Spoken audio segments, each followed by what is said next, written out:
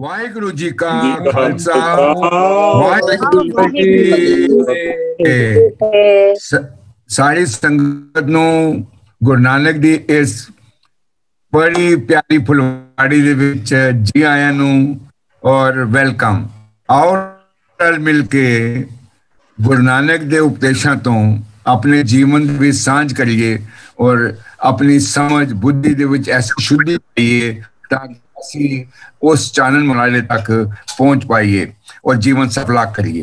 आज की क्लास सारे वीर doctor Jaideep Singh ji Dubai Sharjah तो साडे नाल सांझ करेंगे। जयदीप सिंह जी प्लीज तुसी साडे नाल हुण अपने विचार साझ। वाहिगुरु जी का खालसा वाहिगुरु जी की फतेह। क्या हो कथी कथे कथ देखा मैं अकथ ना कथना जाई जो तुद भावे होई आखा तिल तेरी वडियाई। एते कुकर हों बेगाना भौंका इस तन ताई। भगत हीण नानक जे होएगा ता खसमे नाम न जाए। साध संगत जी, मेरी कोई औकात नहीं कि मैं गुरबाणी का तिल भर भी समझ सका या बयान कर सका। ये एक निमाणी कोशिश रहिंदी है क्योंकि सानू पता नहीं असी किस पासे जाइए। सो साडी तरफ तो हमेशा एक कोशिश रहिंदी है। सो ये भी अज की कोशिश है। उस तो पहला मैं संगत का बहुत बहुत धन्नवादी हाँ जिहड़ा इन्ना मान दिता कि साडे आनंद कारज की डेट याद रखी ते ओदा जिक्र किया।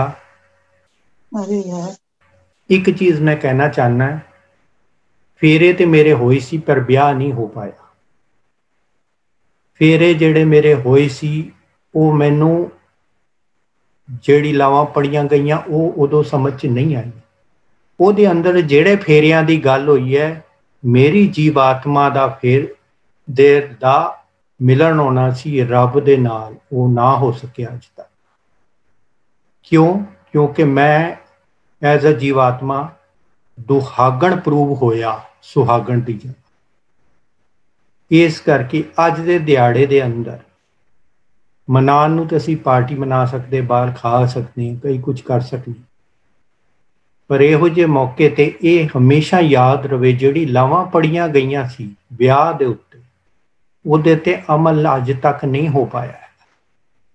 सो जिहड़ी कोशिश दिमाग दे पिछे रहनी चाहिए कि एक होर ब्याह होना सी, किते होर भी मेल होना सी, उसे नूं ही शब्द सुरत दा मेल कहंदे जिहड़ा अज दा सबजैक्ट है। सो इस गल तो अगे वधन तो पहला असी थोड़ा जिहा पिछला ब्रशअप कर लिए क्योंकि 15 डेज निकल गए ने। 15 दिन पहला असी की पढ़िया सी, एक अद्धी स्लाइड दिखावांगा, 2-4 गल्लां just to make us remember what it is. So असी एक इधरों शुरू कीता सी जिथे की है कि असी देखिया सी कि सब सुर दा मेल किद्दां होना कि मनुख वालों ओदी सुरत हैगी है जिन्हें जाके। So manifestation of human being is through सुरत, क्योंकि पहला भी असी गल की मनुष्य का मतलब की है 3 चीज़ां, शरीर मन आत्मा। आत्मा रब दा रूप, मन है जिन्हें सारा कुछ करना है, मन मैं हाँ, शरीर मैं नहीं हाँ। उस तरफ तो पुल दे जिहड़ा निरंकार है वो मैनीफेस्ट करेगा शब्द दे थ्रू। तो जिहड़ा मेल की गल हो रही, जिहड़ा मेरा कनैक्शन बनना है रब दे नाल, वो सत सुरत दे थ्रू बनना सी। इहदी गॉड की जिहड़ी मैनीफेस्टेशन है एज अ शब्द, वो गुरु ने मेरी हेल्प करनी सी, गुरु दे द्वारा ही पहुंचना सी इत्थे मैं। सो विद जे असी देखिए कि उहदे अंदर असी शुरू कीता सी, उहदे च असी ये देखिया सी कि दोनों साइड दे पुल से असी अज इधरले पुल की गल करांगे। सो इहदे अंदर की जरूरी हैगा, जिस तरह कहा गया कि गुरबचनी अवगत समाइए मीन समान नाल तत् निरंजन सहज लहे। तो इसलिए साडे लिए हिदायत हैगी कि सानू ये समझना जरूरी है गुरबचन। जे नहीं समझिया तो नहीं होएगा ये वाला मेल। ਸੋ ਇਸ ਕਰਕੇ ਅਸੀਂ ਦੇਖਿਆ ਕਿ ਅਸੀਂ ਗੁਰੂ ਦੇ ਉੱਤੇ ਕਾਫੀ ਡਿਸਕਸ਼ਨ ਕੀਤੀ ਹੈ। ਅਸੀਂ ਪੁੱਲ ਦੇ ਇਸ ਤਰਫ ਦਾ ਪਹਿਲਾਂ ਦੇਖ ਰਹੇ ਹਾਂ। ਸੋ ਅਗਲਾ ਹੈਗਾ ਸ਼ਬਦ। ਸੋ ਸ਼ਬਦ ਅਸੀਂ ਸ਼ੁਰੂ ਕੀਤਾ ਹੈ so that we will finish this part, then we'll go to the other side of the bridge. So ਇਹਦੇ ਨਾਲ ਹੀ ਇੱਕ ਦੋ ਗੱਲਾਂ ਅਸੀਂ ਹੋਰ ਕੀਆਂ ਸੀ ਜਿਹੜੀ ਅਸੀਂ ਇੱਕ ਵਾਰੀ ਰਿਵਾਈਜ਼ ਕਰ ਲਈਏ ਕਿ ਫੀਲਿੰਗ ਕੀ ਸੀ। ਫੀਲਿੰਗ ਹੈ ਜਿਹੜੀ ਮਾਈਂਡ 'ਚ ਓਰੀਜੀਨੇਟ ਹੁੰਦੀ ਹੈ। ਉਹ ਫੀਲਿੰਗ ਜਦੋਂ ਸਾਡੀ ਇੰਟੈਲੈਕਟ ਉਹਨੂੰ ਐਨਾਲਾਈਜ਼ ਕਰ ਲਵੇ, ਉਸ ਨੂੰ ਇੱਕ ਸੋਚ ਵਿੱਚ ਬਦਲਦੀ, ਥਾਟ ਵਿੱਚ ਬਦਲਦੀ ਹੈ। ਸੋ ਜਿਹੜੀ ਅਹਿਸਾਸ ਹੁੰਦਾ ਹੈ ਉਹ ਸੋਚ ਵਿੱਚ ਬਦਲਦਾ ਥਾਟ 'ਚ, ਤੇ ਜਿਹੜੇ ਥਾਟ ਹੈਗੇ ਆ ਉਹ ਅਸੀਂ ਬਾਹਰਲਿਆਂ ਨੂੰ ਥਰੂ ਵਰਡਸ ਹੀ ਦੱਸ ਸਕਦੇ ਹਾਂ, ਸ਼ਬਦਾਂ ਦੁਆਰਾ ਹੀ ਦੱਸਿਆ ਜਾ ਸਕਦਾ ਮੇਰੇ ਮਨ 'ਚ ਕੀ ਖਿਆਲ ਆਇਆ। ਉਹਦੇ ਦੱਸਣ ਦੇ ਦੋ ਤਰੀਕੇ, ਜਾਂ ਤੇ ਲਿਖ ਕੇ ਦੱਸਾਂ ਜਾਂ ਬੋਲ ਕੇ ਦੱਸਾਂ। ਤੇ ਇਹ ਤਰੀਕਾ ਸਾਰਾ ਹੈਗਾ ਸੀ ਕਿ ਸ਼ਬਦ ਅਸੀਂ ਕਿਸ ਤਰ੍ਹਾਂ ਯੂਜ਼ ਕਰਦੇ ਸਾਡੇ ਲੈਵਲ ਤੇ। ਬਟ ਅਸੀਂ ਦੇਖਿਆ ਕਿ ਗੋਡ ਦਾ ਐਕਸਪ੍ਰੈਸ਼ਨ ਹੈ ਜਿਹਨੂੰ ਬਾਣੀ ਕਿਹਾ ਗਿਆ ਹੈ, ਐਕਸਪ੍ਰੈਸ਼ਨ ਆਫ ਗੋਡ ਬਾਣੀ। ਸੋ ਜਿਹੜਾ ਐਕਸਪ੍ਰੈਸ਼ਨ ਆਫ ਗੋਡ ਹੈ ਉਹ ਕਿਸ ਤਰ੍ਹਾਂ ਮੈਨੀਫੈਸਟ ਹੁੰਦਾ, ਉਹ ਸ਼ਬਦ ਦੇ ਥਰੂ ਬਾਹਰ ਆਉਂਦਾ। ਐਂਡ ਉਹ ਜਿਹੜਾ ਸ਼ਬਦ ਦੇ ਥਰੂ ਰੱਬ ਦਾ ਐਕਸਪ੍ਰੈਸ਼ਨ ਬਾਹਰ ਆਉਂਦਾ ਉਹਨੂੰ ਤਤ ਗਿਆਨ ਕਹਿੰਦੇ ਆ। ਤਤ ਗਿਆਨ ਅਸੀਂ ਇਹ ਵੀ ਗੱਲ ਕੀਤੀ ਸੀ ਕਿ ਚੌਥੇ ਪਦ ਤੇ ਲਿਖਿਆ ਗਿਆ ਹੈ, ਸੋ ਉਹਨੂੰ ਸਮਝਣ ਲਈ ਵੀ ਚੌਥੇ ਪਦ ਦੀ ਸੁਰਤ ਚਾਹੀਦੀ। ਜਦੋਂ ਤੱਕ ਸਾਡੀ ਉਹ ਅਵਸਥਾ ਨਹੀਂ ਬਣਦੀ ਉਦੋਂ ਤੱਕ ਸਾਨੂੰ ਤਰੀਕਾ ਲੱਭਣਾ ਪੈਣਾ ਕਿ ਕਿਸ ਤਰ੍ਹਾਂ ਆਪਣੇ ਅਧਿਆਤਮਿਕ ਮਾਰਗ ਦੇ ਥਾਈਂ ਗੁਰਬਾਣੀ ਪਾਠ ਕਰਦਿਆਂ, ਕੀਰਤਨ ਕਰਦਿਆਂ, ਸ਼ਬਦ ਵਿਚਾਰ ਕਰਦਿਆਂ ਅਸੀਂ ਕਿਸ ਤਰ੍ਹਾਂ ਉਸ ਲੈਵਲ ਤੇ ਪਹੁੰਚਣਾ ਹੈ ਕਿ ਸਾਨੂੰ ਤਤ ਗਿਆਨ ਆਵੇ। ਰਿਕੁਆਇਰਮੈਂਟ ਜਿਹੜੀ ਹੈਗੀ, ਅਸੀਂ ਜਿਹੜੀ ਕੋਸ਼ਿਸ਼ਾਂ ਕਰਦੇ ਜਾਂ ਤੇ ਸਰੀਰਕ ਘਾਲਨਾਵਾਂ ਕਰਨੇ ਜਾਂ ਫਿਰ ਮਾਨਸਿਕ ਘਾਲਨਾਵਾਂ ਕਰਦੇ ਹਾਂ, ਯਾਨੀ ਕਿ mental efforts and physical efforts. So physical efforts ਅਸੀਂ ਕਰਨੇ, ਸਵੇਰੇ ਉੱਠਦੇ ਹਾਂ, ਕੋਸ਼ਿਸ਼ ਕਰਦੇ ਹਾਂ ਪਾਠ ਕਰੀਏ, ਇੱਕ ਸਮਝਣ ਦੀ ਕੋਸ਼ਿਸ਼ ਕਰਨੇ ਆ ਜਿਹੜੀ ਅਸੀਂ ਸ਼ਬਦ ਵਿਚਾਰ ਕਰ ਰਹੇ ਹਾਂ, ਹਲੇ ਮੈਂਟਲ ਲੈਵਲ ਤੇ ਹੈਗਾ। ਜਿਹੜਾ ਮੈਂਟਲ ਤੇ ਫਿਜ਼ੀਕਲ ਘਾਲਣਾ ਹੈ ਉਹ ਸਾਡਾ ਗੋਲ ਨਹੀਂ ਹੈ। ਕਈ ਵਾਰੀ ਅਸੀਂ ਬਹੁਤ ਜ਼ਿਆਦਾ ਇਹ ਘਾਲਣਾ ਦੋਨੋਂ ਕਿਸਮ ਦੀਆਂ ਕਰਕੇ ਸੋਚਨੇ ਮੈਂ ਬੜਾ ਧਰਮੀ ਬਣ ਗਿਆ ਜਾਂ ਮੈਂ ਸਹੀ ਮਾਰਗ ਤੇ ਤੁਰ ਪਿਆ। ਮਾਰਗ ਤੇ ਤੁਰ ਪਿਆ ਪਰ ਇਹ ਗੋਲ ਨਹੀਂ ਹੈ। ਦਿਸ ਇਜ਼ ਦਾ ਵੇ, ਇਹ ਜਾਣ ਦਾ ਰਸਤਾ ਹੈਗਾ, ਇਹ ਮੰਜ਼ਿਲ ਨਹੀਂ ਹੈ। ਤੇ ਫਿਰ ਮੰਜ਼ਿਲ ਕੀ ਹੈਗੀ ਹੈ? ਮੰਜ਼ਿਲ ਹਮੇਸ਼ਾ ਉਹ ਤਤ ਗਿਆਨ ਰਹੇਗਾ ਜਿਹਨੂੰ ਕਈਆਂ ਨੇ ਅਨੁਭਵੀ ਗਿਆਨ ਵੀ ਕਿਹਾ ਹੈ। ਸੋ ਸਾਡਾ ਗੋਲ ਜਿਹੜਾ ਹੈਗਾ ਉਹ ਅਨੁਭਵੀ ਗਿਆਨ ਦਾ। ਅੱਜ ਮੇਰਾ ਵਿਚਾਰ ਸੀ ਕਿ ਇੱਕ ਵੀ ਸਲਾਈਡ ਨਾ ਦਿਖਾਵਾਂ, ਪਰ ਸੰਗਤ ਵਿੱਚ ਕਿਸੇ ਨੇ ਇਹ ਰਿਕੁਐਸਟ ਕੀਤੀ ਕਿ ਕੋਈ ਨਾ ਕੋਈ ਸਲਾਈਡ ਰੱਖੋ, ਕਿਉਂਕਿ ਸ਼ਾਇਦ ਮੇਰੀ ਸ਼ਕਲ ਨਾਲੋਂ ਤਾਂ ਸਲਾਈਡ ਹੀ ਚੰਗੀ ਹੈ। ਸੋ ਮੈਂ ਕੁਝ ਸਲਾਈਡਾਂ ਬਣਾਈਆਂ ਨੇ। ਸੋ ਉਹ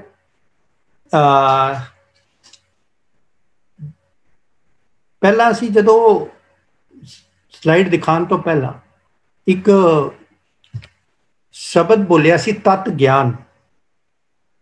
ਸੋ ਤਤ ਜਾਂ ਪਰਮ ਤਤ ਕੀ ਚੀਜ਼ ਹੈਗੀ ਹੈ ਉਹ ਸਾਨੂੰ ਸਮਝਣਾ ਬਹੁਤ ਜ਼ਰੂਰੀ ਹੈ। ਅੱਜ ਦੀ ਥੋੜੀ ਜਿਹੀ ਕਲਾਸ ਥੋੜੀ ਜਿਹੀ ਡੀਪ ਹੋਏਗੀ, ਸੋ ਮੈਂ ਥੋੜਾ ਸਲੋ ਬੋਲਾਂਗਾ ਤਾਂ ਕਿ ਇੱਕ ਇੱਕ ਵਰਡ ਸਮਝ ਆ ਜਾਏ। ਸੋ ਤਤ ਗਿਆਨ ਦੀ ਅਸੀਂ ਗੱਲ ਕੀਤੀ। ਤਤ ਕੀ ਹੈ? ਪਰਮ ਤਤ ਕੀ ਹੈ? ਈਜ਼ੀ, ਤਤ ਮੀਨਸ ਐਸੈਂਸ। ਬਟ ਜਦੋਂ ਅਸੀਂ ਤਤ ਨੂੰ ਗਹਿਰਾਈ 'ਚ ਸਮਝਣਾ ਹੈ ਤੇ ਸਾਨੂੰ ਦੋ ਐਗਜ਼ਾਮਪਲ ਲੈਣੇ ਪੈਣੇ। ਇੱਕ ਸਾਡਾ ਮਾਈਕੀ ਮੰਡਲ ਦਾ ਐਗਜ਼ਾਮਪਲ ਜਿਹੜਾ ਸਾਡੀ ਫਿਜ਼ੀਕਲੀ ਸਾਡੇ ਨਾਲ ਰੋਜ਼ ਹੁੰਦਾ, ਸੰਸਾਰਿਕ। ਇੱਕ ਹੈਗਾ ਤਾਂ ਹੀ ਸਾਨੂੰ ਡਿਫਰੈਂਸ ਪਤਾ ਲੱਗੇਗਾ ਕਿ ਤਤ ਗਿਆਨ ਉਹਦੇ ਨਾਲੋਂ ਡਿਫਰੈਂਟ ਕਿੱਦਾਂ ਹੈਗਾ, ਇਹ ਤਤ ਕੀ ਚੀਜ਼ ਹੈਗੀ। ਇਹਦੇ ਲਈ ਮੈਂ ਇੱਕ ਐਗਜ਼ਾਮਪਲ ਬੋਲਾਂਗਾ। ਜਿਸ ਤਰ੍ਹਾਂ ਸਾਇੰਟਿਸਟ ਹੈਗੇ ਸੀ, ਅਸੀਂ ਕਹਿੰਦੇ ਅੰਦਰ ਜਾਣਾ। ਅੰਦਰ ਜਾਣਾ ਮਤਲਬ ਕੀ ਹੈਗੇ ਕਿ ਸਾਨੂੰ ਗਹਿਰਾਈ ਤੱਕ ਉਤਰਨਾ ਅੰਦਰ। ਸਾਇੰਟਿਸਟ ਨੇ ਕੀ ਕੀਤਾ, ਉਹ ਮੈਟਰ ਦੇ ਅੰਦਰ ਉਤਰਨ ਦੀ ਉਹਨਾਂ ਨੇ ਕੋਸ਼ਿਸ਼ ਕੀਤੀ, ਮੈਟਰ ਦੇ ਅੰਦਰ ਉਤਰਨਾ। ਤਾਂ ਮੈਟਰ ਨੂੰ ਜਦੋਂ ਉਹਨਾਂ ਨੇ ਤੋੜਿਆ ਤੇ ਉਸ ਤੋਂ ਬਾਅਦ ਉਹਨਾਂ ਨੂੰ ਐਟਮਸ ਤੱਕ ਪਹੁੰਚ ਗਿਆ, ਮੋਲੀਕਿਊਲਸ ਤੇ ਐਟਮ ਤੱਕ। ਐਟਮ ਦੇ ਅੰਦਰ ਵੀ ਜਦੋਂ ਤੋੜਿਆ ਤੇ ਉਹਨਾਂ ਨੂੰ ਪ੍ਰੋਟੋਨ, ਨਿਊਟਰੋਨ ਤੇ ਇਲੈਕਟ੍ਰੋਨ ਮਿਲੇ। ਜਦੋਂ ਪ੍ਰੋਟੋਨ, ਨਿਊਟਰੋਨ ਤੇ ਇਲੈਕਟ੍ਰੋਨ ਮਿਲੇ ਤੇ ਉਹਨਾਂ ਨੇ ਹੋਰ ਅੰਦਰ ਦੇਖਿਆ ਕਿ ਜਿਹੜੇ ਪ੍ਰੋਟੋਨ ਤੇ ਨਿਊਟਰੋਨ ਦਾ ਜਿਹੜਾ ਪਾਰਟ ਹੈ ਬਹੁਤ ਛੋਟਾ ਪਾਰਟ ਹੈ, ਬਹੁਤ। not even 1%. Entire atom जिन्ना ਉਹਦਾ ਸਾਈਜ਼ ਹੈਗਾ, it is because of the electron ਜਿਹੜੇ ਅਲੱਗ-ਅਲੱਗ orbit 'ਚ ਘੁੰਮ ਰਹੇ, orbit ਦਾ ਸਾਈਜ਼ ਵੱਡਾ ਹੈ ਨਿਊਕਲੀਅਸ ਨਾਲੋਂ। ਤੇ ਉਹਨਾਂ ਨੇ ਦੇਖਿਆ ਕਿ ਇਲੈਕਟ੍ਰੋਨ ਵੀ ਖੜੇ ਨਹੀਂ ਹੈ, ਜਿਹੜੇ ਅਸੀਂ ਮਾਡਲ ਬਣਾ ਦਿੰਨੇ ਕਿ ਇਲੈਕਟ੍ਰੋਨ ਖੜਾ ਹੈ, ਖੜਾ ਨਹੀਂ, ਇਲੈਕਟ੍ਰੋਨ ਵਾਈਬ੍ਰੇਟ ਕਰ ਰਿਹਾ ਆਪਣੀ ਜਗ੍ਹਾ ਤੇ।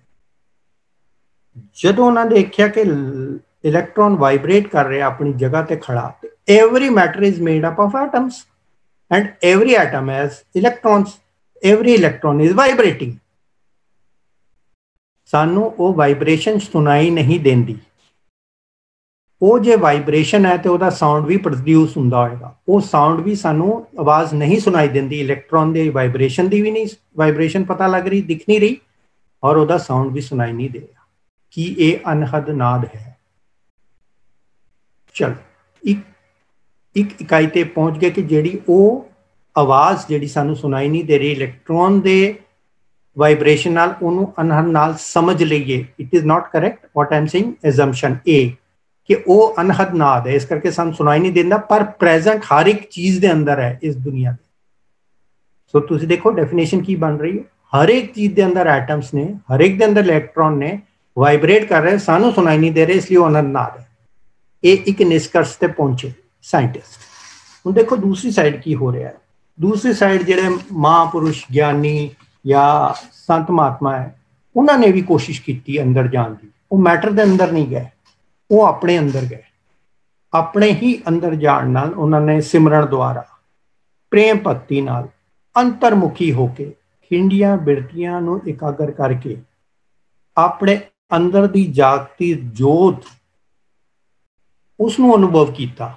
ਜਦੋਂ ਉਹਨਾਂ ਨੇ ਇਹ ਅਨੁਭਵ ਕੀਤਾ ਤੇ ਉਹਨਾਂ ਨੂੰ ਅਨਹਦ ਨਾਦ ਦੀ ਧੁਨੀ ਸੁਣੀ।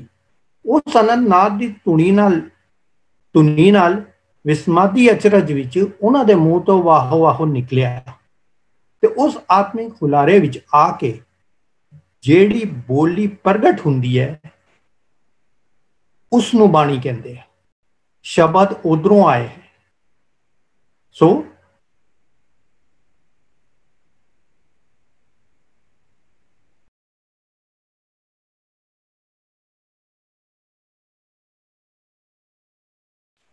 ਜਿਸ ਨੂੰ ਸ਼ਬਦ ਕਹਿੰਦੇ। ਸੋ ਫਰਕ ਕੀ ਪਿਆ, ਉਹਨਾਂ ਨੇ ਵੀ ਕੀਤਾ ਸੀ ਤੇ ਇਹਨਾਂ ਨੇ ਵੀ ਕੀਤਾ। ਫਰਕ ਇੰਨਾ ਪੈ ਗਿਆ ਕਿ ਉਹਨਾਂ ਨੇ ਜਿਹੜੀ ਇਕਾਈ ਤੱਕ ਪਹੁੰਚੇ ਸੀ ਐਟਮ ਦੀ ਜਾਂ ਉਹ ਇਲੈਕਟ੍ਰੋਨ ਦੀ ਵਾਈਬ੍ਰੇਸ਼ਨ ਦੇ ਨਾਲ, ਉਹ ਜਿਹੜੀ ਚੀਜ਼ એનર્ਜੀ ਸੀ ਉਹ ਇਨਵਿਜ਼ੀਬਲ ਤੇ ਸੀ, but it was automatic and not having consciousness without intelligence ਔਰ ਇਮੋਸ਼ਨ, ਯਾਨੀ ਉਹ ਨਿਰਜੀਵ ਸੀ। तो जेडी इकाई ते साइंटिस्ट पहुंचे कि इलेक्ट्रॉन दी वाइब्रेशन दे उस जगह ते इट वाज इनविजिबल ऑटोमैटिक, पर ਉਹਦੇ ਅੰਦਰ ਨਾ emotion C and without intellect, ਇਸ ਲਈ ਉਹ ਨਿਰਜੀਵ ਸੀ। ਬਟ ਜਿਹੜਾ ਕਨੈਕਸ਼ਨ ਤੇ ਇਹ ਲੋਕ ਪਹੁੰਚੇ ਸੰਤ ਮਹਾਤਮਾ, ਉਹਨਾਂ ਨੇ ਮਹਿਸੂਸ ਕੀਤਾ ਕਿ ਜਿਹੜਾ ਐਕਚੁਅਲੀ ਕੰਟਰੋਲਰ ਹੈ entire universe the, it is not the vibration of electron, ਕੋਈ ਇਲੈਕਟ੍ਰੋਨ ਨੂੰ ਵੀ ਵਾਈਬ੍ਰੇਟ ਕਰਾ ਰਿਹਾ। ਸੋ ਜਿਹੜਾ ਕੰਟਰੋਲਰ ਹੈ ਉਹਦੀ ਜਿਹੜੀ એનર્ਜੀ ਹੈ, this is also invisible and automatic, but ਉਹਦੇ ਅੰਦਰ ਸਤ ਚਿਤ ਆਨੰਦ ਦਾ ਸਰੂਪ ਹੈ, ਉਹਨੂੰ ਪਰਮ ਤੱਤ ਕਹਿੰਦੇ। ਫਿਰ ਇਹ ਜਿਹੜੀ એનર્ਜੀ ਹੈ ਇਹ ਵੀ ਇਨਵਿਜ਼ੀਬਲ ਹੈ, ਆਟੋਮੈਟਿਕ ਹੈ, ਪਰ ਇਹ ਸਜੀਵ ਹੈ। ਇਹਦੇ ਅੰਦਰ ਸਤ ਚਿਤ ਆਨੰਦ ਦਾ ਸਰੂਪ ਹੈ, ਜਿਹਨੂੰ ਪਰਮ ਤੱਤ ਕਹਿੰਦੇ। ਸੋ ਇਹ ਅਲਾਈਵ ਡਿਵਾਈਨ ਲਾਈਫ ਕਰੰਟ ਹੈ, ਯਾਨੀ ਕਿ ਆਤਮਿਕ ਜੀਵਨ ਰੋ, ਤੇ ਇਹੋ ਹੀ ਅਨਹਦ ਧੁਨੀ ਦੇ ਰੂਪ ਵਿੱਚ ਸਾਰੀ ਸ੍ਰਿਸ਼ਟੀ 'ਚ ਫੈਲਿਆ ਹੋਇਆ। ਹੁਣ ਅਸੀਂ ਐਗਜ਼ਾਮਪਲ ਦੇਖਿਆ ਕਿ ਅੰਤਰਮੁਖੀ ਮੈਟਰ ਦੇ ਅੰਦਰ ਹੋਏ ਸਾਇੰਟਿਸਟ, ਅੰਤਰਮੁਖੀ ਸੰਤ ਮਹਾਤਮਾ ਵੀ ਹੋਏ। ਦੋਨਾਂ ਦਾ ਨਿਸ਼ਕਰਸ਼ ਇਹ ਨਿਕਲਿਆ ਕਿ ਦੋਨੋਂ એનર્ਜੀ 'ਚ ਬਹੁਤ ਡਿਫਰੈਂਸ ਸੀ। ਸੋ ਅਲਟੀਮੇਟਲੀ ਜਿਹੜੀ ਇਹ ਵਾਲੀ એનર્ਜੀ ਸੀ, ਜਿਹੜੀ ਇਹ ਅਲਾਈਵ ਸੀ ਤੇ ਇਹ ਕੰਟਰੋਲਰ ਹੈ ਯੂਨੀਵਰਸ ਦੀ। ਇਸ ਕਰਕੇ ਜਿਹੜੀ ਫਿਜ਼ੀਕਲ ਲੈਵਲ ਤੇ ਪਹੁੰਚੇ ਸੀ ਇਲੈਕਟ੍ਰੋਨ ਨੂੰ, ਉਸ ਨੂੰ ਵੀ ਇਹ ਵਾਲੀ એનર્ਜੀ ਹੀ ਚਲਾ ਰਹੀ। ਸੋ ਸਾਨੂੰ ਹੁਣ ਥੋੜਾ ਥੋੜਾ ਆਈਡੀਆ ਹੋ ਰਿਹਾ ਕਿ ਕਿਹੜੇ ਲੈਵਲ ਤੇ ਅਸੀਂ ਸ਼ਬਦ ਨੂੰ ਲੈ ਕੇ ਜਾਣਾ, ਅਸੀਂ ਉਸ એનર્ਜੀ ਤੇ ਪਹੁੰਚਣਾ ਹੈ। ਦੈਟ ਇਜ਼ ਆਵਰ ਗੋਲ। ਸੋ ਇਹਦਾ ਕਹਿਣ ਦਾ ਮੇਰਾ ਮਤਲਬ ਇਹ ਸੀ ਕਿ ਅਸੀਂ ਉਸ ਤੋਂ ਪਹਿਲਾਂ ਕਿ ਕਲਾਸੀਫਿਕੇਸ਼ਨ ਤੇ ਚੱਲੀਏ ਸ਼ਬਦ ਦੇ, ਸਾਨੂੰ ਇਹ ਸਮਝ ਆ ਜਾਏ ਕਿ ਅਸੀਂ ਕਿਸੇ ਹੋਰ ਗਹਿਰੀ ਚੀਜ਼ ਤੇ ਜਾ ਰਹੇ ਹੈਗੇ, ਖਾਲੀ ਅਖਰੀ ਸ਼ਬਦ ਦੀ ਗੱਲ ਨਹੀਂ ਹੋ ਰਹੀ। ਸੋ ਇਹਦੇ ਨਾਲ ਮੈਂ ਕਲਾਸੀਫਿਕੇਸ਼ਨ ਤੇ ਕੁਝ ਸ਼ਬਦ ਲਿਖੇ ਨੇ। ਦੇਖੋ, ਇੱਕ ਗਰੁੱਪ ਹੈ ਅਖਰੀ ਸ਼ਬਦ ਔਰ ਤਤ ਸ਼ਬਦ, ਅਸੀਂ ਇਹਨੂੰ ਵੀ ਲਾਂਗੇ। ਫਿਰ ਇੱਕ ਹੋਰ ਗਰੁੱਪ ਆਉਂਦਾ ਹੈ ਜਿਹਦੇ ਅੰਦਰ ਸੂਖਸ਼ਮ ਸ਼ਬਦ ਤੇ ਸਥੂਲ ਸ਼ਬਦ, ਅਸੀਂ ਇਹਨਾਂ ਨੂੰ ਵੀ ਦੇਖਾਂਗੇ। ਬਿਕੋਜ਼ ਸਾਨੂੰ ਡਿਫਰੈਂਸ਼ੀਏਟ ਕਰਨੇ ਬਹੁਤ ਜ਼ਰੂਰੀ ਨੇ। ਜੇ ਅਸੀਂ ਇਹਨਾਂ ਨੂੰ ਨਾ ਡਿਫਰੈਂਸ਼ੀਏਟ ਕੀਤਾ ਤੇ ਅਸੀਂ ਹਮੇਸ਼ਾ ਦੋਨਾਂ ਨੂੰ ਇੰਟਰਚੇਂਜ ਕਰਦੇ ਰਹਿੰਦੇ। ਇਸ ਕਰਕੇ ਸਾਨੂੰ ਭਰਮ ਪੈ ਜਾਂਦਾ ਕਿ ਅਸੀਂ ਬਹੁਤ ਵਿਦਵਾਨ ਹੋ ਗਏ ਜਾਂ ਸਾਨੂੰ ਸਮਝ ਆ ਗਿਆ, ਕਿਉਂਕਿ ਅਸੀਂ ਅਖਰੀ ਸ਼ਬਦ ਸਮਝ ਲਿਆ ਤੇ ਸਾਨੂੰ ਲੱਗਿਆ ਸਾਨੂੰ ਸਮਝ ਆ ਗਈ। ਫਿਰ ਜਦੋਂ ਅਸਰ ਨਹੀਂ ਹੁੰਦਾ ਸਾਡੇ ਉੱਤੇ ਗੁਰਬਾਣੀ ਦਾ, ਉਦੋਂ ਅਸੀਂ ਕਹਿੰਦੇ ਪਤਾ ਨਹੀਂ, ਮੈਂ ਤੇ ਬੜਾ ਪਾਠ ਕੀਤਾ ਪਰ ਅਸਰ ਨਹੀਂ ਹੋਇਆ। ਸੋ ਇਸ ਕਰਕੇ ਸ਼ਬਦ ਨੂੰ ਸਮਝਣ ਤੋਂ ਪਹਿਲਾਂ ਸਾਨੂੰ ਇਹ ਦੋਨਾਂ ਦੇ ਡਿਫਰੈਂਸਿਸ ਦੇਖਾਂਗੇ, ਅਖਰੀ ਸ਼ਬਦ ਤਤ ਸ਼ਬਦ ਜਾਂ ਸੂਖਸ਼ਮ ਸ਼ਬਦ ਸਥੂਲ ਸ਼ਬਦ। ਇੱਕ ਹੋਰ ਆਇਡੈਂਟੀਟੀ ਹੈ ਜਿਹੜੀ ਲਿਖੀ ਗਈ ਹੈ ਪੰਜ ਸ਼ਬਦ, ਇਹਨੂੰ ਵੀ ਥੋੜਾ ਜਿਹਾ ਅਸੀਂ ਡਿਫਾਈਨ ਕਰਾਂਗੇ। ਤੇ ਅੱਜ ਸਾਡਾ ਜਿਹੜਾ ਮੇਨ ਕੰਮ ਹੈ ਉਹ ਇਸ ਦੇ ਉੱਤੇ ਬੇਸਡ ਹੋਏਗਾ। ਸੋ ਅਸੀਂ ਪਹਿਲਾਂ ਚੱਲਦੇ ਹਾਂ ਅਖਰੀ ਸ਼ਬਦ। ਬਹੁਤ ਆਸਾਨ ਹੈ। ਅਖਰੀ ਸ਼ਬਦ ਦਾ ਮਤਲਬ ਹੈਗਾ ਕਿ ਜਿਹੜੇ ਸ਼ਬਦ ਅਸੀਂ ਆਪਸ 'ਚ ਗੱਲ ਕਰਦੇ, ਜਿਹੜਾ ਮੈਂ ਪਹਿਲਾਂ ਗੱਲ ਕੀਤੀ ਸੀ ਕਿ ਜਿਹੜੇ ਥਾਟਸ ਅਸੀਂ ਐਕਸਪ੍ਰੈਸ ਕਰਨੇ through words, and throw words ਜਦੋਂ ਅਸੀਂ ਐਕਸਪ੍ਰੈਸ ਕਰਨੇ ਤਾਂ ਦੋ ਚਾਰ ਚੀਜ਼ਾਂ ਦੀ ਰਿਕੁਆਇਰਮੈਂਟ ਹੈ। ਆਈ ਨੀਡ ਅ ਲੈਂਗੁਏਜ, ਕੋਈ ਨਾ ਕੋਈ ਭਾਸ਼ਾ ਮੇਰੇ ਕੋਲ ਹੋਣੀ ਚਾਹੀਦੀ ਹੈ ਉਹ ਸ਼ਬਦ ਦੱਸਣ ਵਾਸਤੇ। ਕੋਈ ਨਾ ਕੋਈ ਐਲਫਾਬੈਟਸ ਵੀ ਹੋਣੇ ਚਾਹੀਦੇ, ਐਲਫਾਬੈਟਸ ਦੇ ਨਾਲ ਕੋਈ ਮੀਡੀਆ ਵੀ ਹੋਣਾ ਚਾਹੀਦਾ ਟਰਾਂਸਮਿਟ ਕਰਨ ਦੀ। ਪੇਪਰ ਪੈਨਸਿਲ ਹੋਏਗੀ ਤਾਂ ਲਿਖ ਕੇ ਦੱਸ ਦਾਂਗਾ, ਮੂੰਹ 'ਚ ਆਵਾਜ਼ ਹੋਏਗੀ ਤਾਂ ਬੋਲ ਕੇ ਦੱਸ ਦਾਂਗਾ, ਹੱਥ ਹੋਣਗੇ ਤੇ ਸਾਈਨ ਲੈਂਗੁਏਜ ਵੀ ਦੱਸ ਸਕਦਾ। ਪਰ ਕਹਿਣ ਦਾ ਮਤਲਬ ਹੈਗਾ ਕੋਈ ਮੀਡੀਆ ਮੈਨੂੰ ਚਾਹੀਦਾ। ਹੁਣ ਜਿਹੜੇ ਤਤ ਸ਼ਬਦ ਹੈ, ਜਿਸ ਤਰ੍ਹਾਂ ਕਿ ਅਸੀਂ ਹੁਣੇ ਦੇਖਿਆ ਕਿ ਤਤ ਸ਼ਬਦ ਦੇ ਅੰਦਰ ਜਦੋਂ ਅਸੀਂ ਉਹਨੂੰ ਸਮਝਿਆ ਤੇ ਅਸੀਂ ਦੇਖਿਆ ਕਿ ਇਹ ਤੇ ਬੜੀ ਗਹਿਰੀ ਚੀਜ਼ ਹੈ। ਪਰ ਤਤ ਸ਼ਬਦ ਜਿੱਥੇ ਤੱਕ ਉਹ ਪਹੁੰਚ ਗਿਆ ਸੰਤ ਮਹਾਤਮਾ, ਉਹ ਤੇ ਪੂਰੀ ਯੂਨੀਵਰਸ ਨੂੰ ਕੰਟਰੋਲ ਕਰ ਰਹੇ ਹੈ। ਇਸ ਕਰਕੇ ਤਤ ਸ਼ਬਦ ਜਿਸ ਤਰ੍ਹਾਂ ਈਸ਼ਵਰ ਦਾ ਰੂਪ ਹੁੰਦਾ ਹੈ, ਤਤ ਸ਼ਬਦ ਇਜ਼ ਈਸ਼ਵਰ ਦਾ ਰੂਪ। ਇਸ ਕਰਕੇ ਜਿਹੜੀ ਪ੍ਰਾਪਰਟੀ ਈਸ਼ਵਰ ਦੀ ਹੈ ਕਿ ਰੂਪ ਨਹੀਂ ਹੈ, ਇਸ ਤਰ੍ਹਾਂ ਹੀ ਤਤ ਸ਼ਬਦ ਦੇ ਵੀ ਨਾ ਰੂਪ ਹੈ, ਨਾ ਰੰਗ ਹੈ, ਨਾ ਰੇਖ ਹੈ, ਨਾ ਚੱਕਰ ਚਿੰਨ੍ਹ ਹੈ, ਨਾ ਮਨ ਹੈ, ਨਾ ਮਤ ਹੈ, ਨਾ ਚਿੱਤ ਹੈ, ਨਾ ਬੁੱਧ ਹੈ, ਨਾ ਅੱਖਰ ਹੈ, ਨਾ समय ਹੈ, ਨਾ आवाज है, ना जगह है, यानी ना कोई देश है, ना कोई पर्टिकुलर जगह है। सो ये सारी चीज़ों तो परे है तत् शब्द। जदों ये सारी चीज़ों तो परे है तो यदा मतलब की होया कि जदों ये मन मत चित्त बुद्धि तो भी परे है, तो साडी कोशिश ये रहिंदी कि इहो इंटैलैक्ट यूज करके असीं समझिए तो किद्दां समझ आएगा। यानी कि सानू जे इनू समझना है तो सानू इस तो उपर उठना पैना। इसे करके अनुभवी ज्ञान की लोड़ पैनी है, क्योंकि वही सानू चौथे पद पे मिलेगा। उस तो बाद ही सानू शब्द की साडी समझ या साडा लैसन स्टार्ट होएगा। जेड़ा तत् शब्द की गल करें उदों तक आखिरी शब्द ही रहणगे साडे कोल। जिस तरह के क्या हुणे क्या मैं कि एक अनहद नाद हमेशा साडे अंतःकरण दे अंदर आत्मिक इकाइयां विच एक रस गूंजदा रहिंदा है, पर सानू सुनाई नहीं दिंदा। तो ये तो एक होर कोलोरली आ रही है कि सानू ये वाले शब्द सुनन लई कान भी दूजे चाहिए है, यानी कि जेड़े साडे सेंस ऑर्गन ने ये वाले ये नहीं काम आने। सो सानू कुछ इहो जिहे रिसेप्टर्स चाहिए ने, कुछ इहो जी स्किल्स चाहिए कि सानू वो सुनाई दे। तो जेड़ा क्लेम करे कि मैनू आनंद नाद सुनाई दिंदा है, ही इज टेलिंग फॉल्स। जे उन्होंने ये वाले कन्ना नाल सुनाई दे रहा आनंद नाद, कई लोग क्लेम करते, कई लोग कहते हैं, बट जे असी बहुत डीपली जाइए तो किस तरह सुनाई देगा, क्योंकि जेड़े इस कन बाहर मुखी आवाज़ां सुनते हैं, अंदर मुखी नहीं सुनते। ये सारे साडे सेंस ऑर्गन बाहर मुखी चीज़ों वास्ते काम आते हैं, अंतरमुखी सानू समझ नहीं आता। इस करके अंदर दी आवाज़ां सुनाई नहीं देती। इस दे नाल असी और अगे चलिए उस तो पहला एक थोड़ा जिहा असीं समझ लईए कि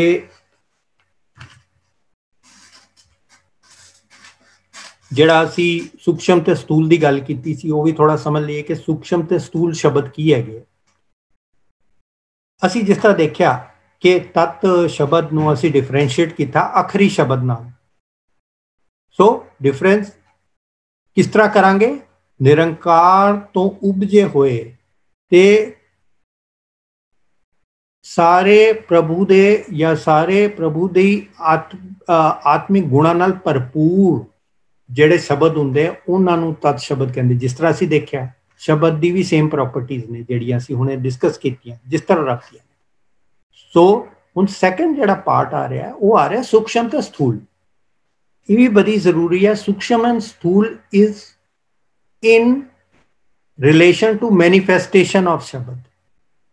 ਸੋ ਜਿਹੜੀ ਇਹ ਕਲਾਸੀਫਿਕੇਸ਼ਨ ਹੈ ਸੂਖਸ਼ਮ ਤੇ ਸਥੂਲ ਦੀ, this is on the manifestation of how they are manifested. So ਇਹ ਅਸੀਂ ਹੁਣ ਦੇਖਨੇ ਆ ਇਹ ਦੋ ਰੂਪ ਹੋਏ ਸੂਖਸ਼ਮ ਰੂਪ ਸਥੂਲ ਰੂਪ। ਸੂਖਸ਼ਮ ਰੂਪ मतलब समझ लो कि बहुत ही दिखाई नहीं देता, इनविजिबल रूप कह लो। हालांकि वो भी करेक्ट डेफिनेशन नहीं है कि सूक्ष्म इज नॉट ओनली इनविजिबल। दूजा है कि एसेंस रूप देख लो। दूसरा है स्थूल रूप जिहड़ा सानू सामने दिखाई दे रहा है। सो रब दे जिहड़ा हुक्म है शब्द है वो सानू स्थूल रूप च दिखाई देंदा है। किस तरह? साडे स्थूल रूप है तो साडी जिहड़ी 5 सेंसिस है ਉਹਦੇ थ्रू ही दिखाई देगा। वो सानू किस तरह दिखाई दे रहा है? वो सानू दिखाई दे रहा हैगा कुदरत दे रूप च, क्योंकि शब्द पूरे कुदरत दे अंदर फैलिया है। इस तो पहला कि अगे वधिए ते एक बारी मैनूं गल याद आ गई कि सिद्ध गोष्ठी च गुरु नानक देव जी नूं पुछा गया सी कि वो शब्द कित्थे रहिंदा, वो वासा कित्थे है। मैनूं तुक नहीं याद आ रही, उहदे च हैगा सी कि वासा कित्थे हैगा तेरे गुरु दा। शब्द गुरु क्या है, इस शब्द का वासा कित्थे। तो जिहड़ा उन्होंने आंसर दिता सी वो बहुत इंपॉर्टेंट सी कि परमात्मा जिहड़ा है वो शब्द के रूप च रहिंदा है, नाम के रूप च रहिंदा है या जोत स्वरूप है ते साडे अंतਿਸ਼ਕਰਣ ते सारी सृष्टि विच भी रहिंदा है। क्यों? क्योंकि ਉਹਦੇ दो रूप ने, सूक्ष्म रूप ते स्थूल रूप। सो असी देखिए कि दोनों रूप किस तरह रहिंदा है। स्थूल रूप असी देखिया कि कुदरत विच रह रहा असी जिदे देख सकते। सो जेड़ी असी विस्माद विच सारी क्रिएशन देख रहे हैं वो सारा स्थूल रूप है। सूक्ष्म रूप केड़ा है? सूक्ष्म रूप साडे कोलों हाले तक महसूस नहीं हो पा रहा। सो की हो गया जदों सानू कुदरत रूप देखना सी उहदे लई ते साडे कोल बहुत लोग इहो जिहा है जिन्हां ने क्रिएशन ऑफ गॉड दे उत्ते बहुत चर्चा की। बड़े विस्माद विच आए, जे तुसी देखो पेंटर साइंटिस्ट पोइट्रियां लिखियां गईयां नेचर दे उत्ते। पर जदों गल आई है कि असी सूक्ष्म रूप देखना है उहदे लई बहुत जरूरी होई कि शब्द सूरत की कमाई तो बिना नहीं दिखेगा, गुर प्रसाद तो बिना नहीं दिखेगा, अनुभवी ज्ञान तो बिना नहीं दिखेगा। क्योंकि रिक्वायरमेंट बड़ी टफ सी, इसलिए सूक्ष्म रूप जिहड़ा हैगा है वो असी देख नहीं, इस वक्त असी नहीं देख पा रहे। हुण असी थोड़ी जी एग्जाम्पल लांगे जिहदे अंदर असी देखांगे कि एक्चुअली ये तत् रूप ते या सूक्ष्म रूप किस तरह अलग हैगा है स्थूल रूप नालों। सो असी कुछ एग्जाम्पल देखांगे ताकि सानू समझ आ जाए। गल बहुत जरूरी है, इनू समझना क्यों जरूरी है ਉਹਦਾ भी रीजन असी देखांगे। उस तो पहला एक बड़ी जरूरी है कि जदों सानू सिर्फ सूक्ष्म रूप दी आंदा ना होवे पर यह भी ना पता होवे कि इहो जी एग्जिस्टेंस है किसी चीज़ की जिन्हों तत् शब्द कहते या सूक्ष्म शब्द कहते, फिर कोई इहो जिहा पहुंचिया बंदा सानू मिल भी जाए जिहड़ा स्थूल शब्द की गल नहीं कर रहा होवे, सूक्ष्म शब्द के नाल सानू कोई चीज़ समझा रहा होवे ते साडी समझ तो बाहर हो जाती। सानू लगता पता नहीं किहड़ी भाषा बोलन दिया। मैं तो गुरबाणी पढ़ी उत्थे ते इहो जिहा कुछ नहीं लिखिया, तो असीं उन्हां नाल भी हुज्जत करन लग पैने। ये नहीं देखते कि मेरे वर्गे दी इग्नोरेंस इन्नी घट है, इन्नी ज़्यादा है कि मैनू वो समझ नहीं आ रहा नॉलेज घट है, पर नहीं मेरे वर्गा आर्गू करेगा पता नहीं वो की कह गए, ਇਹੋ ਜਿਹਾ ਤੇ ਗੁਰਬਾਣੀ 'ਚ मैं लिखिया नहीं, मैं तो सर्च भी कर ली। सो ਜਦੋਂ ਅਸੀਂ ਕੌਨਸ਼ੀਅਸ ਹੋਵਾਂਗੇ ਕਿ ਕੁਝ ਚੀਜ਼ਾਂ ਨੇ ਜਿਹੜੀ ਅਖਰੀ ਸ਼ਬਦ ਤੋਂ ਉੱਪਰ ਵੀ ਨੇ, ਤੇ ਐਟਲੀਸਟ ਅਸੀਂ ਉਹਨੂੰ ਐਪਰੀਸ਼ੀਏਟ ਕਰਨ ਲੱਗ ਪਾਂਗੇ। ਐਪਰੀਸ਼ੀਏਟ ਹੀ ਕਰਾਂਗੇ ਤਾਂ ਹੀ ਸਾਨੂੰ ਇੱਕ ਅਟਰੈਕਸ਼ਨ ਹੋਏਗੀ ਉਸ ਤਰਫ ਕਿ ਅਸੀਂ ਉਧਰ ਤਰਫ ਵਧੀਏ। ਹੁਣ एग्जाम्पल मैं देना चाहना, जिस तरह के एक जिस तरह सूरज ले लीए, ਹੁਣ ਜਿਹੜਾ ਸੂਰਜ ਤੋਂ ਸਾਨੂੰ ਸੂਰਜ ਦਿਖਾਈ ਦਿੰਦਾ, ਪਰ ਸਾਨੂੰ ਕੀ ਚੀਜ਼ ਆਉਂਦੀ ਹੈ ਕਿ ਜਿਹੜੀ ਕਿਰਨਾਂ ਨੇ ਸੂਰਜ ਦੀਆਂ ਉਹ ਸਾਡੇ ਕੋਲ ਆ ਗਈਆਂ। ਸਾਡੇ ਕੋਲ ਕਿਰਨਾਂ ਆਈਆਂ ਜਦੋਂ ਸੂਰਜ ਸਾਡੇ ਉੱਤੇ ਧੁੱਪ ਪੈ ਰਹੀ ਹੁੰਦੀ, ਧੁੱਪ ਦੇ ਰੂਪ 'ਚ ਆ ਗਈ। ਧੁੱਪ ਦੇ ਦੇਖੋ ਮੈਂ ਦੋ ਰੂਪ ਦੱਸ ਰਿਹਾ, ਸਥੂਲ ਰੂਪ ਐਂਡ ਸੂਖਸ਼ਮ ਰੂਪ। Just to give example, this is a very rough example. ਸਥੂਲ ਰੂਪ ਕਿਹੜਾ, ਜਿਹੜਾ ਅਸੀਂ ਐਕਸਪੀਰੀਅੰਸ ਕਰੀਦਾ, ਇਸ ਲਈ ਜਦੋਂ ਅਸੀਂ ਧੁੱਪੇ ਜਾਈਏ ਸਾਨੂੰ ਹੀਟ ਫੀਲ ਹੋ ਰਹੀ ਹੈ, ਉਹ ਸਥੂਲ ਰੂਪ ਹੈ। ਸਾਨੂੰ ਲਾਈਟ ਉਹਦੀ ਮਿਲ ਰਹੀ ਹੈ, ਉਹ ਸਥੂਲ ਰੂਪ ਹੈ। ਪਰ ਜਦੋਂ ਅਸੀਂ ਉਹਦੇ ਸੂਖਸ਼ਮ ਰੂਪ 'ਚ ਜਾਈਏ ਤਾਂ ਉਹ ਜਿਹੜੀ ਆ ਰਹੀ ਹੈ ਨਾ ਇੱਕ ਰੇ, ਜੇ ਅਸੀਂ ਉਹਨੂੰ ਪ੍ਰਿਜ਼ਮ 'ਚ ਪਾ ਦਈਏ ਤਾਂ ਸਾਨੂੰ ਉਹਦੇ 'ਚੋਂ 7 ਕਲਰ ਦਿਖਣੇ ਸ਼ੁਰੂ ਹੋ ਜਾਂਦੇ। ਐਕਚੁਅਲੀ ਉਹ 7 ਕਲਰ ਨਹੀਂ, ਕਲਰ ਤੇ ਬਹੁਤ ਜ਼ਿਆਦਾ ਨੇ, ਪਰ ਉਹ ਸਾਨੂੰ 7 ਕਲਰ ਉਹਦੇ 'ਚੋਂ ਘੱਟ ਤੋਂ ਘੱਟ ਦਿਖਣੇ ਸ਼ੁਰੂ ਹੋ ਜਾਂਦੇ ਨੇ। ਤੇ ਜਿਹੜਾ ਪ੍ਰਿਜ਼ਮ ਸੀ, ਯਾਨੀ ਕਿ ਮੈਂ ਲਾਸਟ ਲੈਕਚਰ ਵਿੱਚ ਵੀ ਸ਼ਾਇਦ ਇਹਦਾ ਜ਼ਿਕਰ ਕੀਤਾ ਸੀ ਕਿ ਜਿਹੜਾ ਪ੍ਰਿਜ਼ਮ ਹੈ ਉਹਦਾ ਬਹੁਤ ਵੱਡਾ ਰੋਲ ਹੋ ਗਿਆ ਕਿ ਉਹਨੇ ਸਥੂਲ ਰੂਪ 'ਚੋਂ ਸੂਖਸ਼ਮ ਰੂਪ ਦਿਖਾ ਦਿੱਤਾ। ਸੋ ਜਿਹੜਾ ਪ੍ਰਿਜ਼ਮ ਹੈ ਉਹਨੇ ਸੂਖਸ਼ਮ ਰੂਪ ਦਿਖਾ ਦਿੱਤਾ। ਸੋ ਮੈਂ ਇਸ ਸਲਾਈਡ ਤੋਂ ਬਾਅਦ ਵੀ ਚਾਹਾਂਗਾ, ਪਹਿਲਾਂ ਇੱਥੇ ਚੱਲੀਏ। ਸੋ ਜਿਸ ਤਰ੍ਹਾਂ ਅਸੀਂ ਦੇਖਿਆ ਕਿ ਆਹ ਪ੍ਰਿਜ਼ਮ ਹੈ, ਇਹਦੇ 'ਚ ਇੱਕ ਸਨ ਰੇ ਆ ਰਹੀ ਹੈ, ਤੇ ਸਨ ਰੇ ਜਦੋਂ ਪ੍ਰਿਜ਼ਮ 'ਚੋਂ ਪਾਸ ਹੋ ਕੇ ਬਾਹਰ ਨਿਕਲਦੀ ਹੈ ਉਹਦੇ ਸਾਰੇ ਕਲਰਸ ਦਿਖਾਈ ਦੇ ਰਹੇ। ਇਹ ਜਿਹੜੀ ਚੀਜ਼ ਦਿਖਾਈ ਦੇ ਰਹੀ, ਅਸੀਂ ਫਿਰ ਕੀ ਕੀਤਾ, ਅਸੀਂ ਉਹ ਕਲਰਸ ਨੂੰ ਨੇਮ ਕਰਨਾ ਸ਼ੁਰੂ ਕਰ ਦਿੱਤਾ। यानी कि रेड कलर, येलो कलर या जो भी सारे कलर ने, या इन बिटवीन कलर भी असी ना दे दिते उन्होंने। तो असी रेड ब्लू कह दिता या पर्पल कर छड़िया या फिर अलग अलग ना दे दिते इसके। तो सानू हुण की लग्या कि जेड़ा एक रे आई सी उहदे अंदर मल्टीपल अलग कलर हैगे सी जेड़े सानू दिख नहीं रहे सी स्थूल रूप से, पर प्रिज्म ने सानू उहदा सूक्ष्म रूप बना के सारे कलर्स अंदर से दिखा दिते। ਹੁਣ ਅਸੀਂ ਇਸੇ ਕੋਰੋਲਰੀ ਨੂੰ ਲੈ ਕੇ ਚੱਲਾਂਗੇ ਉਹਦੇ ਆਪਣੇ ਟੌਪਿਕ ਤੇ ਕਿ ਇਹੋ ਹੀ ਪ੍ਰਿਜ਼ਮ ਜੇ ਸ਼ਬਦ ਆ ਰਿਹਾ ਹੋਵੇ ਤੇ ਸਾਡੇ ਕੋਲ ਇਹੋ ਜਿਹਾ ਕੋਈ ਪ੍ਰਿਜ਼ਮ ਹੋਵੇ ਜਿਹਦੇ ਨਾਲ ਸਾਨੂੰ ਸ਼ਬਦ ਦੀ ਗਹਿਰਾਈ ਦਾ ਪਤਾ ਲੱਗੇ। ਸਾਨੂੰ ਤੇ ਹਾਲੇ ਸ਼ਬਦ ਖਾਲੀ ਸਥੂਲ ਰੂਪ 'ਚ ਪਤਾ ਹੈ, ਸਾਨੂੰ ਉਹਦੀ ਸੂਖਸ਼ਮ ਰੂਪ ਪਤਾ ਲੱਗੇ।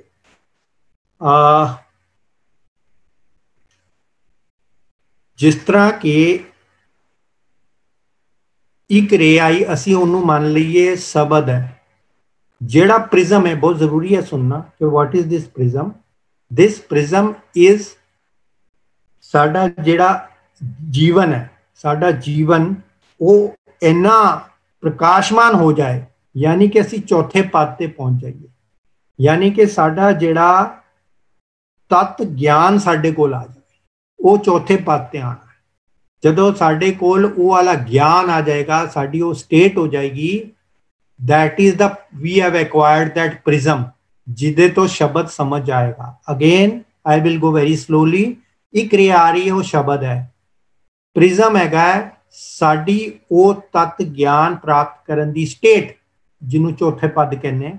ਚੌਥੇ ਪਦ ਤੇ ਸਾਨੂੰ ਉਹ state, that prism is that state ਜਿੱਥੇ ਸਾਨੂੰ ਤੱਤ ਗਿਆਨ ਆਏਗਾ। ਉਹ ਗਿਆਨ ਸਾਨੂੰ ਸਥੂਲ ਰੂਪ ਤੇ ਆਏ ਸ਼ਬਦ ਨੂੰ ਜਾਂ ਆਖਰੀ ਰੂਪ 'ਚ ਆਏ ਸ਼ਬਦ ਨੂੰ ਕਿਸ ਤਰ੍ਹਾਂ ਮਲਟੀਪਲ ਲੈਵਲ ਤੇ ਸਾਨੂੰ ਤਤ ਸ਼ਬਦ ਸਮਝਾਏਗਾ। ਜਦੋਂ ਇੱਕ ਸ਼ਬਦ ਆ ਰਿਹਾ ਹੈ ਤੇ ਸਾਡਾ ਇਹ ਪ੍ਰਿਜ਼ਮ ਤਿਆਰ ਹੈ, ਇਹਦੇ 'ਚ ਜਦੋਂ ਪਾਸ ਕਰਦਾ ਹੈ ਨਾ ਸ਼ਬਦ, ਉਹਦੇ ਕਿੰਨੇ ਕੁ ਰੂਪ ਬਣਦੇ ਆ। ਜਿਸ ਤਰ੍ਹਾਂ ਅਸੀਂ ਕਿਹਾ ਸੀ ਨਾ, blue light, red light, green light, ਉਹਦੇ 'ਚ ਸਾਡੇ ਲਈ ਸ਼ਬਦ ਦੇ ਕਈ ਰੂਪ ਨਿਕਲਦੇ। साहिब शब्द, गुर शब्द, व्यापक शब्द, दाता शब्द, पतार शब्द, सच शब्द, अपार शब्द, एक शब्द, अलग शब्द, पूरा शब्द, मोहित शब्द, खेवट शब्द, अंकस शब्द, अनहद शब्द, निर्मल शब्द, निशान शब्द, मीठा शब्द, शीतल शब्द, महारस शब्द, रतन शब्द, औखद शब्द, अमृत शब्द, नाम शब्द। ये जिन्ने मैं नाल है ये भी it is not exhaustive list, ये सारे ना गुरबानी च आंदे रहिंदे इधर या किसी न किसी जगह ते। जदों ये शब्द ते असीं पहुंचीदा है ते दे आर तत्त रूप ऑफ शब्द, ते सानू वो किस तरह समझ आएगा जे साडे कोल प्रिज्म ना होया। असीं ये वर्ड ते पढ़ लैने जदों साडी गुरबाणी दी असीं गुरबाणी पढ़ रहे होंदे विचकार इहो जिहा कोई भी शब्द आ जावे विच आर स्पैक्ट्रम ऑफ शब्द, ये स्पैक्ट्रम दे अंदरों एक भी प्रॉपर्टी आ जाए असीं उहनूं उपरों दी निकल जाने अखरी मीनिंग करके, क्योंकि साडे कोल प्रिज्म नहीं है। सो इसलिए शब्द ला ये पार्ट जानना बहुत जरूरी सी साडे लई कि असीं जिहड़े शब्द पढ़ रहे हैं ओहदा सानू हाले तक ओहदे अंदर किन्ने विस्तार है सानू नहीं पता। इमेजिन करो जे असीं शब्द विचार लई एक जिहड़ी मैं शब्द दे पार्ट्स दसे या अलग अलग ओहदी गुण दसे एक ते असीं व्याख्या करें तो मेरा ख्याल उम्र निकल जाएगी, शब्द समझ नहीं आएगा। खाली क्लासिफिकेशन विच ही उम्र चली जाएगी। अगर असीं एक क्या पार शब्द की है, एक शब्द की है, शीतल शब्द की है, जैसी एक दा करन जाइए। So you can see how vast is the meaning of शब्द। सो आज क्लासिफिकेशन जेडी मेरी बड़ी सिंपल लग रही सी, क्लासिफिकेशन ऑफ शब्द जे असीं ये सारे नूं इंक्लूड करिए ते एक स्लाइड दे उत्ते ते नहीं इन्ने मीनिंग इन्ने क्लासिफिकेशन आ सकदी। सो इस करके सानू समझण लई क्लासिफिकेशन बहुत सिंपल रखी सी, पर ये याद रहे कि साडे कोल जदों तक ये प्रिज्म नहीं आएगा उदों तक सानू समझ नहीं आना शब्द कि तत् शब्द की है। एक होर एग्जाम्पल लांगे, ये फोटो तुसी देख रहे हो कि किस तरह इलैक्ट्रिसिटी प्रोड्यूस होंदी है पावर हाउस च, ते तारा दे थ्रू साडे घर पहुंचदी है ते असीं कदी ओहदे नाल लाइट जला लेने, कदी कोई भी इलैक्ट्रॉनिक अपलायंस चला लेने। सो ये अंदर बहुत जरूरी है ये समझना, इनू असीं इस तरह ही समझांगे कि ये अंदर असीं देखांगे कि जिहड़ा इलैक्ट्रिक करंट हैगा वो पावर हाउस तो आया साडे घर। जदों साडे घर आया ते असीं उहनूं जे दो तारां नाल आ रहा हुंदा, एक ब्लैक हुंदी रेड, तार दा रंग अलग क्यों रखना पिया, क्योंकि सानू इलैक्ट्रिसिटी दिखदी नहीं, पर जे गलती नाल गलत तार नूं हथ लग गया लाइव तार नूं ते महसूस होएगी। इलैक्ट्रिक करंट जिन्ने खादा उन्नू ही पता है कि इलैक्ट्रिक करंट किहो जिहा हुंदा, वो तो डिस्क्राइब भी नहीं कर सकता। सो इस करके सानू तारा नूं रंग देना पिया क्योंकि सानू दिख नहीं रहा इलैक्ट्रिक करंट कि किहड़ी तार चों पास करे किहदी चों नहीं कर रहा। सो जदों घर तक आ गया हाले भी नहीं दिख रहा। जदों बल्ब जलिया तो उसकी रोशनी आई तां सानू समझ आया हाँ करंट चल रहा है, क्योंकि बल्ब जल गया। या पखा चल गया इसदा मतलब करंट आ रहा है। जदां ही पखा बंद होया असीं कहने करंट चला गया, करंट तो दिखिया नहीं सी, ना पहला दिखिया सी ना हुण दिख रहा। फिर असीं किद्दां कह दिता कि करंट चला गया, क्योंकि साडी जिहड़ी मैनिफेस्टेशन वाली पार्ट है वो बंद हो गई। तो कई कहते जी पखा बंद हो गया इसदा मतलब करंट चला गया, दूजा कहना नहीं जाके देख दूजे कमरे की लाइट तो नहीं जग रही, इसे कमरे की गई होवे। सो हर जगह ते असीं मैनिफेस्टेशन लभ रहे हुंदे कि जिहड़ी सानू स्थूल अखां नाल दिखे, क्योंकि करंट दिख नहीं रहा। सिमिलरली जिहड़ा तत्त शब्द है वो या जीवन रॉ है या नाम गुप्त है, जोड़ा भी नाल ले लीए, वो हर जगह ते सरब रहा भरपूर है, पर सानू दिखाई नहीं देंदा। सानू दिखाई नहीं देंदा क्यों नहीं देंदा? क्योंकि साडे कोल प्रिज्म नहीं सी, साडे कोल वो वाली शक्ति नहीं सी कि असीं देख सकीए। सो ਇਹਦਾ मतलब कि शब्द का एक बहुत वड्डा स्वरूप है जिहड़ा सानू नहीं दिखदा। असीं खाली पढ़ लैने गुरबानी, उन्होंने व्याख्या कर लैने, उन्होंने समझ लैने, ਉਹਦੇ अपनी तरफ तो बड़े डीप जाने की भी कोशिश कर लैने, पर प्रॉब्लम की हुई कि सानू हाल तक ये नहीं समझ आया कि असली शब्द की है। सो ये आज एक चीज आई कि ਇਹਦੀ ਜਿਹੜੀ डेफिनेशन है, it is not so easy कि असी शब्द नू सीधे तौर पर समझिए। After all it is manifestation of the gods own words. Okay, इस तो पहला कि असी अगे जाइए एक चीज़ होर भी कह देवां कि इस स्टेज ते असी ये जानना जरूर चाहांगे कि फिर असी करिए की, कदों सूरत दा केड़ी चीज़ किस टाइम ते होनी है और ਅਸੀਂ ਇਹ ਸਾਰੀ ਗੇਮ ਦੇ ਅੰਦਰ ਅਸੀਂ ਇਹੋ ਜਿਹਾ ਕੀ ਕਰ ਸਕਨੇ ਆ ਕਿ ਸਾਨੂੰ ਇਹ ਚੀਜ਼ ਸਮਝ ਆਣੀ ਸ਼ੁਰੂ ਹੋ ਜਾਏ। ਤੋ ਇਹਦੇ ਲਈ ਮੈਂ ਇੱਕ ਜਿਹੜੀ ਸਲਾਈਡ ਛੱਡ ਕੇ ਆਇਆ ਸੀ ਉਹ ਦਿਖਾਣਾ ਚਾਹਾਂਗਾ ਕਿ ਅੱਗੇ ਸ਼ਬਦ ਦਾ ਹੋਣਾ ਕੀ ਹੈ। ਇਹ ਸ਼ਬਦ ਦੇ ਅੰਦਰ ਅਸੀਂ ਦੇਖੀਏ ਤੇ ਲਿਖਿਆ ਹੈ 52 ਅੱਖਰ, ਲੋਕ, ਤ੍ਰੈ, सब कुछ इनमें इन ही माए, सब कुछ इन ही माए। सो पूरा यूनिवर्स, पूरी, इनफैक्ट एक और लाइन है जिथे लिखा वेद पुराण जिन्ने साडे शास्त्र लिखे गए सारे ही अखरां नाल लिखे गए जेड़े के अल्फाबेटिकल लैटर सी उन्हां नाल लिखे गए। In fact entire universe has this शब्द जिदे अंदर यदि कंप्लीट ये शब्द दे नाल ही सारा काम होया, मैनिफेस्टेशन हुई है। ये स्थूल शब्द की गल हो रही है।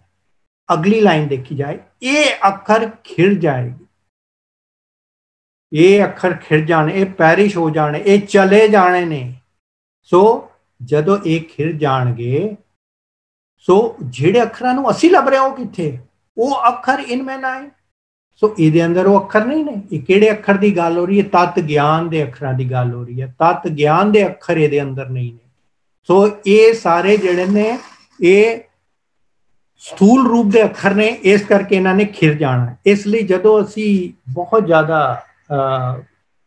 व्याख्या भी कर लीए, बहुत ज़्यादा समझ भी लईए, बहुत ज़्यादा डीप विच भी चले जाइए, अल्टीमेटली ये सारे खिर जाने ने। तो असली जेड़े अखर ने वो तो इन्हां च हैगे ही नहीं है। सो फिर करना की सी? करना सी थल्ले वाली लाइन कि 52 अखर सोध के, सो सोध के हर चरणी चितला। सो सोध के किस तरह सोधिया जाए? सोधन जान का मतलब यही है कि इसदा अखरी रूप नूं छड्ड के इसदा तत् रूप पछाणिया जाए। सो ये किस तरह होएगा? उस तरह होएगा जे चरणी लग गया सी, असी जे हर दी चरणी लग गए ते चित उत्थे लाया, वो सानू नॉलेज देगा। इस नॉलेज नूं असी बड़े लूजली डिवाइन नॉलेज कह देंगे। So divine knowledge is not the knowledge of जेड़े अखरी शब्द असी पढ़ के असी कहने सानू ये भी पाठ पूरा आ गया, वो भी आ गया, असी व्याख्या बड़ी अच्छी कर लेंगे या वो बड़ी अच्छी कर लेंगे। That's not the point. Point is जदों असी हर दे चरनी लगांगे तो एक होर लैंग्वेज सानू सिखाई जाएगी। वो जिहड़ी लैंग्वेज होएगी उस लैंग्वेज नूं असी कहांगे कि हाँ ये लैंग्वेज है जिहड़ी तत् ज्ञान की लैंग्वेज है। उदों सानू तत् ज्ञान समझ आएगा। सो असी तो इस वाली स्टेज ते हैं, दिस इज वेरी इंपॉर्टेंट कि असी तो इहो जी स्टेज ते हैगे कि सानू तो तत् ज्ञान पता नहीं है, सानू तो अखरी ज्ञान भी पूरा नहीं आ रहा। तो तत् ज्ञान की की गल है? हुण देखो 3 टाइप के ज्ञान होंदे ने।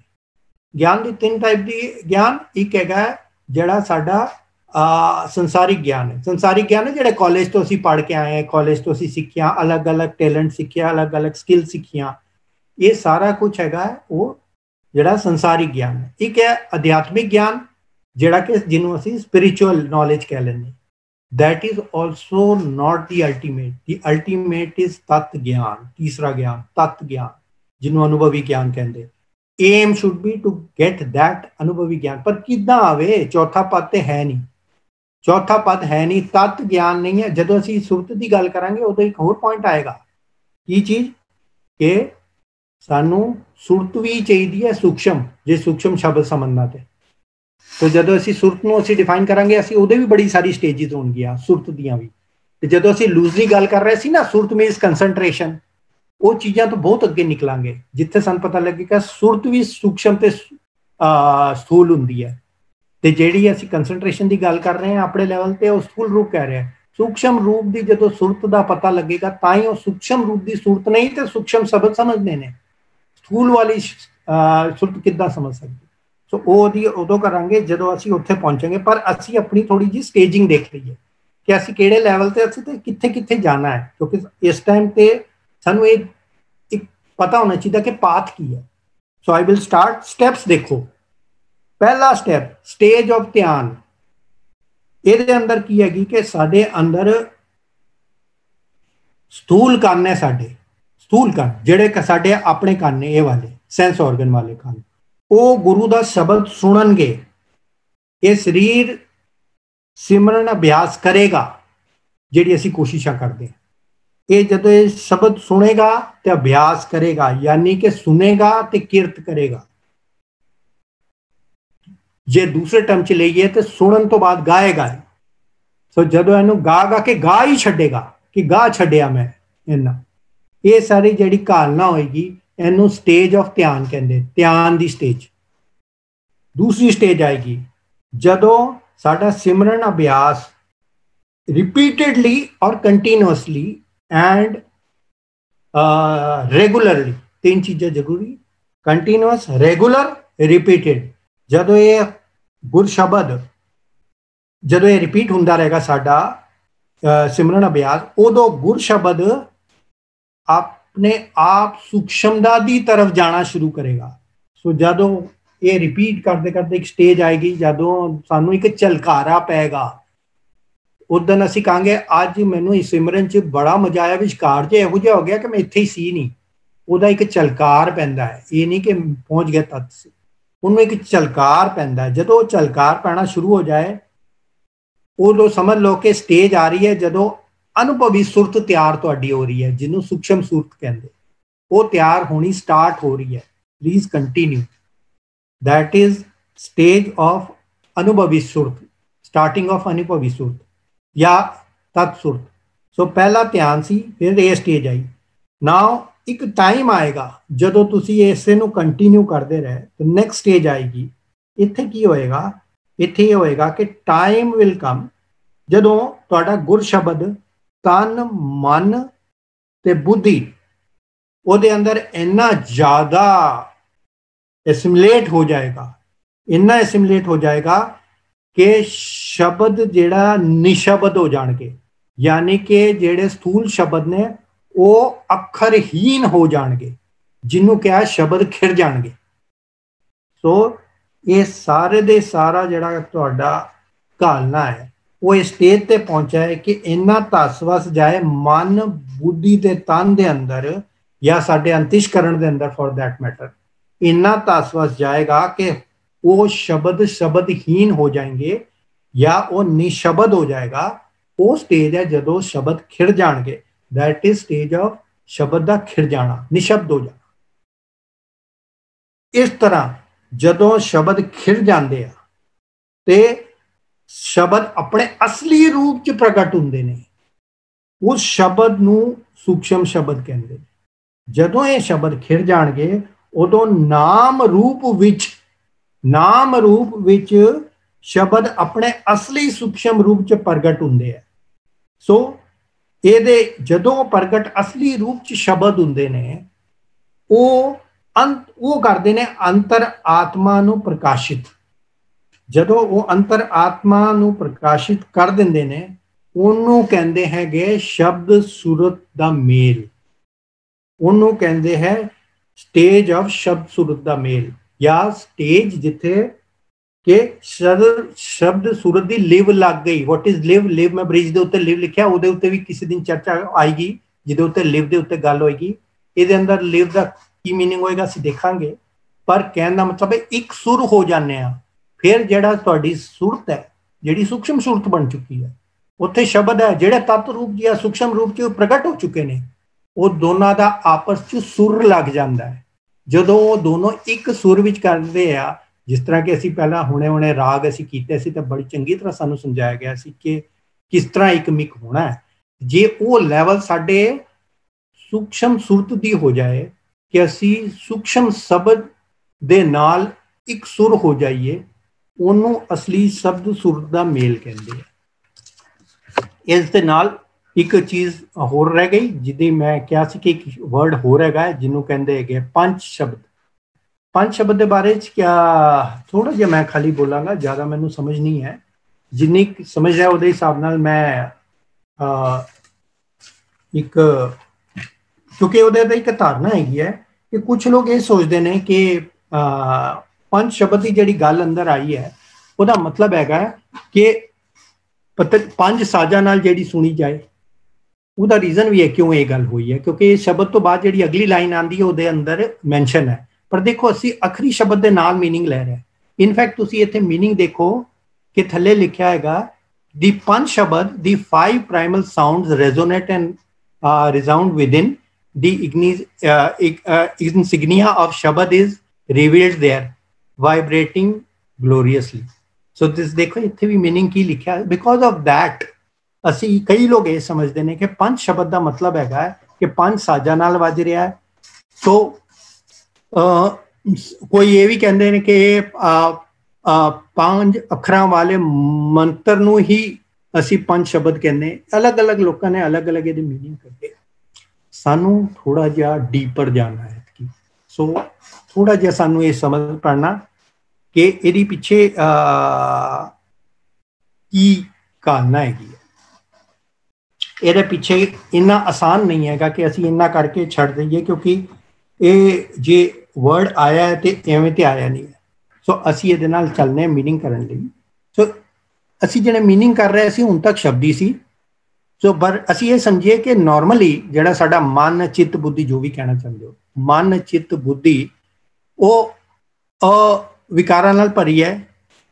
ਸੋ ਉੱਥੇ ਅੰਦਰ ਕੀ ਹੋ ਜਾਂਦਾ ਕਿ ਸਾਡੇ ਮਨ ਦੇ ਅੰਦਰ ਖਿਆਲ ਆਪਣੇ ਆਪ ਬਿਨਾਂ ਸਾਡੇ ਕੋਸ਼ਿਸ਼ ਤੇ ਹਮੇਸ਼ਾ ਲਗਾਤਾਰ ਫੁੱਟਦੇ ਰਹਿੰਦੇ, ਨਵੇਂ-ਨਵੇਂ ਵਿਚਾਰ ਆਉਂਦੇ ਰਹਿੰਦੇ। ਤੋ ਜਿਹੜੇ ਮਨੁੱਖ ਨੂੰ ਪਰੇਸ਼ਾਨ ਵੀ ਕਰਦੇ ਰਹਿੰਦੇ ਨੇ। ਹੁਣ ਜਿਹੜੇ ਪਰੇਸ਼ਾਨ ਕਰ ਰਹੇ ਨੇ ਤੇ ਉਹ ਅਸੀਂ ਐਕਸਪੀਰੀਅੰਸ ਕਰਦੇ ਹਾਂ। ਸੋ ਸਾਡੇ ਅੰਦਰ ਜਿਹੜੇ ਵਿਚਾਰ ਆ ਰਹੇ ਨੇ ਉਹ ਆਪੇ ਆ ਰਹੇ ਨੇ। ਜਿਸ ਤਰ੍ਹਾਂ ਮੈਂ ਕਿਹਾ ਵਿਚਾਰ ਤੋਂ ਸ਼ੁਰੂ ਹੋਏਗਾ ਤੇ ਉਸ ਤੋਂ ਬਾਅਦ ਥਾਟਸ ਜਿਹੜੇ ਵਿਚਾਰ ਬਣੇ ਨੇ ਉਹ ਫੀਲਿੰਗਸ ਤੋਂ ਬਣੇ ਨੇ। ਫੀਲਿੰਗ ਆਪੇ ਆਈ ਜਾ ਰਹੀ ਹੈ, ਵਿਚਾਰ ਬਣੀ ਜਾ ਰਿਹਾ ਹੈ। ਵਿਚਾਰ ਨੂੰ ਅਸੀਂ ਲੋਕਾਂ ਤੇ ਮੈਨੀਫੈਸਟ ਕਰਦੇ ਜਾਂ ਖੁਦ ਸਹਿਨ ਕਰਦੇ ਹਾਂ। ਸਹਿਨ ਕਰਕੇ ਅਸੀਂ ਦੁਖੀ ਵੀ ਹੋ ਰਹੇ ਹਾਂ, ਪਰ ਸਾਡੀ ਸੁਰਤ ਨੂੰ ਪਤਾ ਨਹੀਂ ਲੱਗ ਰਿਹਾ ਕੀ ਕਰਨਾ। ਸੁਰਤ ਖਾਲੀ ਉਹਨੂੰ ਐਕਸਪੀਰੀਅੰਸ ਕਰ ਰਹੀ ਕਿ ਹਾਂ ਬਈ ਬੜਾ ਦੁੱਖ ਹੋ ਰਿਹਾ, ਹਾਂ ਇੱਥੇ ਤੇ ਬਹੁਤ ਹੀ ਮੁਸ਼ਕਲ ਹੈਗੀ। ਪਰ ਜੇ ਸਾਡੀ ਇਧਰੋਂ ਦੀ ਡੈਫੀਨੇਸ਼ਨ ਆਣੀ ਹੈ, ਪਰ ਜੇ ਮੰਨ ਲਓ ਸਾਡੀ ਸ਼ਬਦ ਸੂਰਤ ਦੀ ਕਮਾਈ ਹੋ ਜਾਵੇ, ਮੰਨ ਲਓ ਸਾਡੀ ਸ਼ਬਦ ਸੂਰਤ ਦੀ ਕਮਾਈ ਹੋ ਗਈ, ਤਾਂ ਸਹਿਜੇ ਸਹਿਜੇ ਕੀ ਹੋਏਗੀ? ਗੁਰ ਕਿਰਪਾ ਦੁਆਰਾ ਸਾਡੇ ਮਨ ਚਿੱਤ ਬੁੱਧੀ ਜਿਹੜਾ ਆਪਣੇ ਆਪ ਹੀ ਬਹੁਤ ਸਾਰੇ ਫੁਰਨੇ, ਬਹੁਤ ਸਾਰੇ ਫੀਲਿੰਗਸ ਕੱਢੀ ਜਾ ਰਿਹਾ ਹੈ ਜਿਹੜੀ ਸਾਡੇ ਅਗੇਂਸਟ ਕੰਮ ਕਰ ਰਹੀਆਂ ਨੇ। ਪਰ ਜੇ ਸਾਡੇ ਕੋਲ ਸਭ ਸੂਰਤ ਦੀ ਕਮਾਈ ਹੋਏਗੀ ਤਾਂ ਸਹਿਜੇ ਸਹਿਜੇ ਗੁਰ ਕਿਰਪਾ ਨਾਲ ਇਹੋ ਹੀ ਮਨ ਚਿੱਤ ਬੁੱਧੀ 'ਚ ਕਈ ਇਹੋ ਜਿਹੀ ਗੁਣ ਆ ਜਾਣਗੇ, ਸਦਗੁਣ ਆ ਜਾਣਗੇ, ਜਿਸ ਤਰ੍ਹਾਂ ਕਿ ਭੈ ਭਾਵਨੀ, ਰੱਬੀ ਸਿਫਤ, ਪ੍ਰਭੂ ਪ੍ਰੇਮ, ਨਿਸ਼ਕਾਮ ਸੇਵਾ, ਨਿਰਮਲ ਕਰਮ, ਇਹੋ ਜਿਹੇ ਸਾਰੇ ਅੱਛੇ ਅੱਛੇ ਗੁਣ ਸਾਡੇ ਅੰਦਰ ਜਦੋਂ ਆਉਣ ਲੱਗ ਪੈਣਗੇ ਤਾਂ ਆਪਣੇ ਆਪ ਬਿਨਾਂ ਸਾਡੀ ਕੋਸ਼ਿਸ਼ ਤੇ ਸਾਡੇ ਲਗਾਤਾਰ ਉਹ ਸਾਡੀ ਜ਼ਮੀਰ ਤੇ ਸੁਰਤ ਉਹਦੇ ਉੱਤੇ ਇੱਕ ਕਿਸਮ ਦੀ ਵਾਈਬ੍ਰੇਸ਼ਨ ਛੱਡਣੀ ਸ਼ੁਰੂ ਕਰ ਦਿੰਦੇ। ਉਹ ਜਿਹੜੇ ਸਾਡੇ ਖਰਾਬ ਖਿਆਲ ਆ ਰਹੇ ਸੀ ਜਾਂ ਮਾਇਕੀ ਖਿਆਲ ਆ ਰਹੇ ਸੀ ਉਹ ਵੀ ਆਪੇ ਆ ਪਾ ਰਹੇ ਸੀ, ਉਹ ਵੀ ਸਾਡੀ ਕੋਸ਼ਿਸ਼ ਤੋਂ ਬਿਨਾਂ ਆ ਰਹੇ ਸੀ। ਇਹ ਵੀ ਸਾਡੇ ਬਿਨਾਂ ਕੋਸ਼ਿਸ਼ ਤੇ ਆਣਗੇ, ਕਿਉਂਕਿ ਇਹ ਵਾਲੇ ਵਿੱਚ ਵੀ ਸਾਡੀ ਕੋਈ ਹਿੰਮਤ ਨਹੀਂ ਕਿ ਅਸੀਂ ਆਪਣੇ ਆਪ ਨੂੰ ਅੱਛਾ ਕਰ ਸਕੀਏ। ਪਰ ਜਦੋਂ ਸਾਡਾ ਸਭ ਸੁਰ ਦਾ ਮੇਲ ਹੋ ਜਾਵੇ ਤੇ ਇਹ ਦੇਵੀ ਗੁਣ ਆਪੇ ਆਪ ਸਾਡੇ ਅੰਦਰ ਆਉਣ ਲੱਗ ਪੈਂਦੇ। ਇਹ ਵੀ ਆਪਣੇ ਆਪ ਆਣਗੇ, ਸਹਿਜ ਸੁਭਾਈ ਆਣਗੇ। ਪਰ ਇਹਨਾਂ ਦਾ ਜਿਹੜਾ ਵਾਈਬ੍ਰੇਸ਼ਨ ਹੈ ਜਾਂ ਤਰੰਗਾਂ ਨੇ ਉਹ ਜਮਣੀਆਂ ਸ਼ੁਰੂ ਹੋ ਜਾਂਦੀਆਂ, ਉਹ ਇਕੱਠੀਆਂ ਹੋਣੀਆਂ ਸ਼ੁਰੂ ਹੋ ਜਾਂਦੀਆਂ। ਇਹ ਜਿਹੜੀ ਤਰੰਗਾਂ ਆਣਗੀਆਂ ਜਾਂ ਵਾਈਬ੍ਰੇਸ਼ਨਸ ਆਣਗੀ, ਇਸੇ ਨੂੰ ਹੀ ਅਨਹਦ ਨਾਦ ਕਹਿੰਦੇ ਆ, ਇਸੇ ਨੂੰ ਹੀ ਪੰਜ ਸ਼ਬਦ ਕਹਿੰਦੇ ਆ। ਅਗੇਨ ਜਦੋਂ ਸਾਡਾ ਸਭ ਸੁਰ ਦਾ ਮੇਲ ਹੋ ਜਾਏ ਉਸ ਤੋਂ ਬਾਅਦ ਜਿਹੜੀ ਗੁਰ ਕਿਰਪਾ ਨਾਲ ਸਾਡੇ ਮਨ ਚਿੱਤ ਬੁੱਧੀ ਦੇ ਅੰਦਰ ਆਪਣੇ ਆਪ ਹੀ ਦੇਵੀ ਗੁਣ ਆਣਗੇ, ਉਹ ਸਾਰੇ ਚੰਗੇ ਗੁਣ ਸਾਡੀ ਜ਼ਮੀਰ ਤੇ ਸੁਰਤ ਦੇ ਉੱਤੇ ਇੱਕ ਵਾਈਬ੍ਰੇਸ਼ਨ ਸਟਾਰਟ ਕਰਨਗੇ। ਉਹੀ ਵਾਈਬ੍ਰੇਸ਼ਨ ਨੂੰ ਅਨਹਦ ਨਾਦ ਜਾਂ ਪੰਜ ਸ਼ਬਦ ਕਹਿੰਦੇ। ਸੋ ਪੰਜ ਸ਼ਬਦ ਪ੍ਰੇਮਮਈ ਆਤਮਿਕ ਆਨੰਦ ਨੂੰ ਦਰਸਾਉਣ ਦਾ ਇੱਕ ਢੰਗ ਹੈ। ਇਸੇ ਨੂੰ ਹੀ ਅਸੀਂ ਜਪਾ ਜਪ ਕਹਿ ਦਿੰਦੇ ਆ, ਅਨੰਦ ਧੁਨੀ ਕਹਿ ਦਿੰਦੇ ਆ, ਗੋਵਿੰਦ ਗਜਨਾ ਕਹਿ ਦਿੰਦੇ ਆ। ਹੁਣ ਕੁਐਸਚਨ ਇਹ ਹੈ ਕਿ ਕੀ ਇੱਕ ਕਰੈਕਟ ਹੈ, ਕਿਤੇ ਇਹਦਾ ਪ੍ਰਮਾਣ ਦਿੱਤਾ ਗਿਆ ਕਿ ਇਸ ਤਰ੍ਹਾਂ ਹੋਏਗਾ। ਮੈਂ ਇੱਕ ਲਾਈਨ ਪੜ੍ਹਨਾ ਚਾਹਾਂਗਾ, ਸ਼ਾਇਦ ਮੈਂ ਇੱਥੇ ਇੰਕਲੂਡ ਕੀਤੀ ਹੋਵੇ। ਹਾਂਜੀ, ਆ ਦੇਖੋ ਉੱਪਰ ਵਾਲੀ ਲਾਈਨ ਹੈ, ਇਹ ਪੰਜ ਸ਼ਬਦ ਦੇ ਉੱਤੇ ਜੇ ਸਲਾਈਡ ਤੇ ਦੇਖੋ ਤੁਸੀਂ, ਤਾਂ ਫਸਟ ਲਾਈਨ ਲਿਖੀ ਹੈਗੀ ਹੈ, ਸਬਦ ਸੂਰਤ ਲਿਵ ਸਾਧ ਸੰਗ। ਪੰਜ ਸ਼ਬਦ ਇੱਕ ਸ਼ਬਦ ਮਿਲਾ ਹੈ। ਇਹ ਪੰਜ ਸ਼ਬਦ ਨੇ ਸਾਨੂੰ ਇੱਕ ਸ਼ਬਦ ਅਸੀਂ ਡਿਫਾਈਨ ਕਰਾਂਗੇ ਨੈਕਸਟ ਟਾਈਮ, ਕਿਉਂਕਿ ਅਸੀਂ ਲਾਸਟ ਇੱਕ ਸ਼ਬਦ ਤੇ ਪਹੁੰਚਣਾ ਹੈ, ਕਿਉਂਕਿ ਜਦੋਂ ਸ਼ਬਦ ਖਿਰ ਜਾਂਦੇ ਨਾ ਉਸ ਤੋਂ ਬਾਅਦ ਜਿਹੜਾ ਸ਼ਬਦ ਬਚਦਾ ਉਹ ਇੱਕ ਸ਼ਬਦ ਬਚਦਾ ਹੈ। ਸੋ ਇਸ ਪੰਜ ਸ਼ਬਦ ਨੇ ਹੀ ਇੱਕ ਸ਼ਬਦ ਨਾਲ ਸਾਨੂੰ ਮਿਲਾਣਾ ਹੈ। ਸੋ ਇਹ ਪੰਜ ਸ਼ਬਦ ਕਦੋਂ ਆਏਗਾ? ਜਦੋਂ ਸਾਨੂੰ ਇੱਕ ਸ਼ਬਦ ਨਾਲ ਮਿਲਾਏਗਾ। ਇਹ ਪੰਜ ਸ਼ਬਦ ਉਦੋਂ ਆਏਗਾ ਜਦੋਂ ਸਾਡਾ ਉਹ ਪ੍ਰਿਜ਼ਮ ਸਾਡੇ ਕੋਲ ਆ ਜਾਏਗਾ, ਉਹ ਚੌਥਾ ਪਦ ਅਟੇਨ ਹੋਏਗਾ। ਸੋ ਪੰਜ ਸ਼ਬਦ ਨੂੰ ਇਹਨਾਂ ਲਾਈਟਲੀ ਨਾ ਲੈ ਸਕੀਏ। ਸੋ ਇਸ ਲਈ ਇਹ ਵਾਲੀ ਲਾਈਨ ਪੰਜ ਸ਼ਬਦ ਦੀ ਅਸੀਂ ਥੱਲੇ ਵਾਲੇ ਜਿਹੜੀ ਹੈ ਉਹਨੂੰ ਅਸੀਂ ਅਲੱਗ-ਅਲੱਗ ਤਰੀਕੇ ਨਾਲ ਵਿਆਖਿਆ ਕਰ ਦਿੰਦੇ ਹਾਂ, ਪਰ ਜਿਹੜੀ ਉੱਪਰ ਵਾਲੀ ਲਾਈਨ ਹੈ ਉਹਦੇ ਤੇ ਵੀ ਥੋੜਾ ਧਿਆਨ ਦਿੱਤਾ ਜਾਵੇ ਕਿ ਸ਼ਬਦ ਸੂਰਤ ਲਿਵ ਸਾਧ ਸੰਗ, ਪੰਜ ਸ਼ਬਦ ਇੱਕ ਸ਼ਬਦ ਮਿਲਾਏ। ਸੋ ਇਸ ਕਰਕੇ ਇਹ ਜਿਹੜਾ ਪੰਜ ਸ਼ਬਦ ਹੈ, ਮੇਰਾ ਖਿਆਲ ਸਮੇਂ ਬਹੁਤ ਹੋ ਗਿਆ। ਸੋ ਇੱਕ ਚੀਜ਼ ਜ਼ਰੂਰ ਮੈਂ ਕਹਿਣਾ ਚਾਹਾਂਗਾ, ਜਦੋਂ ਮੈਂ ਗੱਲ ਕੀਤੀ ਸੀ ਕਿ ਸਥੂਲ ਤੇ ਸੂਖਸ਼ਮ ਸ਼ਬਦ ਦੀ, ਤੇ ਇੱਕ ਚੀਜ਼ ਸਾਨੂੰ ਯਾਦ ਰਵੇ ਇਹ ਚੀਜ਼ ਹਮੇਸ਼ਾ, ਕਿ ਸਥੂਲ ਕੁਦਰਤ ਨੂੰ ਸੰਪੂਰਨ ਤੌਰ ਤੇ ਸਮਝਣ ਲਈ ਵੀ ਜਾਂ ਮਾਣਨ ਲਈ ਵੀ, ਜਿਹੜੀ ਸਥੂਲ ਸ਼ਬਦ ਦਾ ਸਰੂਪ ਹੈ ਕੁਦਰਤ, ਉਹਨੂੰ ਵੀ ਸੰਪੂਰਨ ਰੂਪ ਤੇ ਮਾਣਨ ਜਾਂ ਸਮਝਣ ਲਈ ਵੀ ਤਤ ਸ਼ਬਦ ਦੇ ਅਨੁਭਵੀ ਗਿਆਨ ਦੀ ਜ਼ਰੂਰਤ ਹੁੰਦੀ। ਇਸ ਲਈ ਸੇਮ ਸਥੂਲ ਕੁਦਰਤ ਇੱਕ ਚੌਥੇ ਪਦ ਤੇ ਪਹੁੰਚਿਆ ਹੈ ਗੁਰਮੁਖ ਅਲੱਗ ਤਰੀਕੇ ਨਾਲ ਦੇਖਦਾ ਇਸੇ ਵਰਲਡ ਨੂੰ, ਜਿਹਨੂੰ ਅਸੀਂ ਅਲੱਗ ਅੱਖਾਂ ਨਾਲ ਦੇਖਦੇ, ਕਿਉਂਕਿ ਅਸੀਂ ਈਵਨ ਫਿਜ਼ੀਕਲ ਵਰਲਡ ਨੂੰ ਵੀ ਠੀਕ ਤਰ੍ਹਾਂ ਨਹੀਂ ਸਮਝਦੇ, ਕਿਉਂਕਿ ਲਿਖਿਆ ਹੈ ਕਿ ਸਥੂਲ ਕੁਦਰਤ ਨੂੰ ਵੀ ਸੰਪੂਰਨ ਤੌਰ ਤੇ ਮਾਣਨ ਲਈ ਤਤ ਅਨੁਭਵ ਜਾਂ ਤਤ ਸ਼ਬਦ ਦੇ ਅਨੁਭਵ ਦੀ ਜ਼ਰੂਰਤ ਹੈ। ਇਸ ਲਈ ਦੈਟ ਇਜ਼ ਵਾਈ ਜਦੋਂ ਅਸੀਂ ਇਹੋ ਜਿਹੇ ਕਿਸੇ ਪਹੁੰਚੇ ਹੋਏ ਮਹਾਂਪੁਰਸ਼ ਨੂੰ ਮਿਲਦੇ ਹਾਂ ਜਾਂ ਫਿਰ ਗੁਰਮੁਖ ਨੂੰ ਮਿਲਦੇ ਹਾਂ, ਉਹਨਾਂ ਦੀ ਗੱਲਾਂ ਸਾਡੀ ਸਮਝ ਤੋਂ ਨਹੀਂ ਆਉਂਦੀਆਂ। ਉਹਨਾਂ ਨੂੰ ਉਹੀ ਚੀਜ਼ ਅਸੀਂ ਵੀ ਦੇਖ ਰਹੇ ਹਾਂ, ਉਹੀ ਸੀਨ ਉਹ ਦੇਖ ਰਹੇ, ਪਰ ਬਹੁਤ ਫਰਕ ਪੈਂਦਾ ਕਿ ਕਿਸ ਤਰ੍ਹਾਂ ਉਹ ਕਿਹੜੀ ਨਜ਼ਰ ਨਾਲ ਉਹ ਦੇਖ ਰਹੇ ਨੇ ਤੇ ਕਿਹੜੀ ਨਜ਼ਰ ਨਾਲ ਅਸੀਂ ਦੇਖ ਰਹੇ। ਮੈਨੂੰ ਯਾਦ ਹੈ ਇੱਕ ਭਾਈ ਸਾਹਿਬ ਮੇਰੇ ਨਾਲ ਗਏ ਤੇ ਉਹਨਾਂ ਨੂੰ, ਉਹ ਦੁਬਈ ਆਏ ਹੋਏ ਸੀ ਤੇ ਮੈਂ ਉਹਨਾਂ ਨੂੰ ਬੁਰਜ ਖਲੀਫਾ ਦਿਖਾਉਣ ਲੈ ਗਿਆ। ਬੁਰਜ ਖਲੀਫਾ ਤੇ ਟਿਕਟ ਲਈ ਉੱਪਰ ਗਿਆ ਤੇ ਮੈਂ ਤੇ ਦੇਖਿਆ ਉੱਪਰੋਂ ਦੀ, ਉਹਨਾਂ ਨੂੰ ਮੈਂ ਬੜਾ ਚਾਅ ਨਾਲ ਦਿਖਾਉਣ ਡਿਆ, ਦੇਖੋ ਜੀ ਦਿਖਾਈ ਦੇ ਰਿਹਾ ਵਰਲਡ ਦੀ ਟਾਲੈਸਟ ਬਿਲਡਿੰਗ ਹੈ, ਉਹ ਇਧਰ ਦੇਖੋ ਜੀ ਸਾਰੇ ਨਜ਼ਾਰੇ ਕਿੰਨੇ ਅੱਛੇ ਨਜ਼ਰ ਆ ਰਹੇ ਸਭ। ਆ ਕੇ ਥੱਲੇ ਉਤਰ ਕੇ ਉਹਨਾਂ ਨੇ ਇੱਕ ਗੱਲ ਕਹੀ, ਮੈਂ ਕਿਹਾ ਤੁਹਾਨੂੰ ਕਿਸ ਤਰ੍ਹਾਂ ਲੱਗਾ? ਕਹਿੰਦਾ ਬਹੁਤ ਚੰਗਾ ਲੱਗਾ, ਪਰ ਦਿਮਾਗ 'ਚ ਇੱਕ ਗੱਲ ਆਈ। ਮੈਂ ਕਿਹਾ ਕੀ? ਕਹਿੰਦਾ ਦੇਖੋ ਮਨੁੱਖ ਨੇ ਇਹੋ ਜਿਹੀ ਚੀਜ਼ਾਂ ਬਣਾਈਆਂ ਕਿ ਮੈਂ ਜਿੰਨੀ ਚਿਰ ਉੱਤੇ ਖੜਾ ਸੀ 15-20 ਮਿੰਟ ਜਾਂ ਅੱਧਾ ਘੰਟਾ, ਮੈਨੂੰ ਰੱਬ ਪੂਰਾ ਵਿਸਰ ਗਿਆ ਸੀ। ਮੈਨੂੰ ਉਹ ਨਜ਼ਾਰੇ ਹੀ ਖਾਲੀ ਦਿਖ ਰਹੇ ਸੀ ਕਿ ਇਹ ਬਿਲਡਿੰਗ ਕਿੰਨੀ ਚੰਗੀ ਬਣੀ ਤੇ ਥੱਲੇ ਟ੍ਰੈਫਿਕ ਕਿੱਡਾ ਦੂਰ ਦਿਖ ਰਿਹਾ ਤੇ ਸਾਹਮਣੇ ਫਾਊਂਟੇਨ ਨੇ। ਕਹਿੰਦੇ ਦੇਖੋ ਮਨ ਨੂੰ ਹਟਾਉਣ ਲਈ ਸਾਡੇ ਕੋਲ ਕਿੰਨੇ ਸਾਧਨ ਨੇ ਕਿ ਰੱਬ ਤੋਂ ਹਟ ਜਾਵੇ।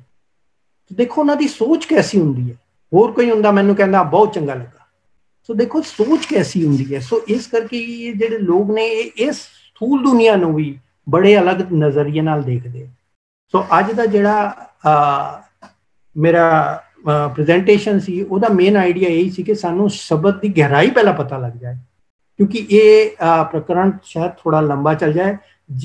ਜੇ ਮੈਂ ਨਹੀਂ ਸਮਝਾ ਪਾ ਰਿਹਾ ਜਾਂ ऐसी कोई भी गल है तो तुसी किसी भी टाइम मैनू रोक सकते हो, नॉट ड्यूरिंग द प्रेजेंटेशन, मतलब कि असी ये सीरीज रोक भी सकते हैं क्योंकि ये सीरीज बड़ी लंबी है। हाले तो सुरत ते जाना है, हाले सुरत की भी सूक्ष्म रूप देखना है, फिर उस तो बाद लिव की चीज़ है वो देखनी है, तो ਉਹਦੇ ਵਿਚਕਾਰ ਇੱਕ ਚੀਜ਼ ਆਏਗੀ ਕਿ ਜਿੱਦਾਂ ਇਹ ਸ਼ਬਦ ਹੈ ਉਹ ਇੱਕ ਸ਼ਬਦ ਕਦੋਂ ਬਣੇਗਾ, ਫਿਰ ਮਨ ਦਾ ਕੀ ਰੋਲ ਰਹੇਗਾ। ਮਨ ਦੀ ਵੀ 4 ਸਟੇजेस ਨੇ, ਮਨ ਨਿਕਲੇਗਾ ਉਸ ਸਟੇजेस ਚੋਂ ਜਦ ਤੱਕ ਇੱਕ ਸ਼ਬਦ ਬਣੇਗਾ। ਉਹਦੀ ਸਟੇਜ 3 ਦਾ ਸ਼ਬਦ ਖਿੜਨ ਵਾਲੀ ਸਟੇਜ ਹੀ ਹੈ ਉਹ ਵੀ ਮਨ ਦੀ। ਸੋ ਉਹ ਅਸੀਂ ਸਾਰਾ ਕੁਝ ਦੇਖਾਂਗੇ, ਪਰ ਜੇ ਥੋੜਾ ਜਿਹਾ ਵੀ ਇਹ ਲੱਗ ਰਿਹਾ, ਕਿਉਂਕਿ ਮੈਨੂੰ ਲੱਗ ਨਹੀਂ ਰਿਹਾ ਕਿ ਮੇਰੀ ਚ ਇੰਨੀ क्षमता ਹੈ ਕਿ ਮੈਂ ਸਾਰਾ ਕੁਝ ਦੱਸ ਸਕਾਂ, ਕਿਉਂਕਿ ਇਹ ਪ੍ਰਕਰਨ ਬਹੁਤ ਵੱਡਾ ਹੈ ਜਿਸ ਤਰ੍ਹਾਂ ਅਸੀਂ ਦੇਖਿਆ। ਪਰ ਜੇ ਕਦੋਂ ਵੀ ਹੋਵੇ ਤੇ ਮੈਂ ਬਹੁਤ ਵਿਦਵਾਨ ਹੈਗੇ ਆ ਇਸ ਸਭਾ 'ਚ ਤੇ ਇਸ ਸੰਗਤ ਦੇ ਅੰਦਰ ਕੋਈ ਵੀ ਇਹਨੂੰ ਅੱਗੇ ਲਿਜਾ ਸਕਦਾ ਹੈ, ਪਰ ਜਿੰਨੀ ਕੁ ਮੇਰੀ ਸਮਝ ਸੀ ਮੈਂ ਉਹਨਾਂ ਪ੍ਰੈਜ਼ੈਂਟ ਕਰ ਰਿਹਾ। ਤੇ ਮੈਨੂੰ ਉਹਨਾਂ ਦੀ ਗੱਲ ਹੀ ਆ ਜਾਂਦੀ ਹੈ ਮਨਜੀਤ ਸਿੰਘ ਜਾਲੀ ਜੀ ਦੀ ਕਿ ਹੁਣ ਤੁਸੀਂ ਕੁਐਸਚਨ ਕਰ ਸਕਦੇ ਹੋ, ਆਨਸਰ ਮਿਲੇਗਾ ਕਿ ਨਹੀਂ ਮਿਲੇਗਾ ਇਹ ਪਤਾ ਨਹੀਂ, ਜਾਂ ਕੋਈ ਤੁਸੀਂ ਆਪਣੇ ਵਿਦਵਾਨ ਹੈ ਕਿ ਕੋਈ ਵੀ ਕਮੈਂਟ ਦੇਣਾ। ਵਾਹਿਗੁਰੂ ਜੀ ਕਾ ਖਾਲਸਾ, ਵਾਹਿਗੁਰੂ ਜੀ ਕੀ ਬੋਲੇ ਸੋ ਨਿਹਾਲ। ਸਤਿ ਸ੍ਰੀ ਅਕਾਲ। ਵਾਹਿਗੁਰੂ ਜੀ ਕਾ ਖਾਲਸਾ।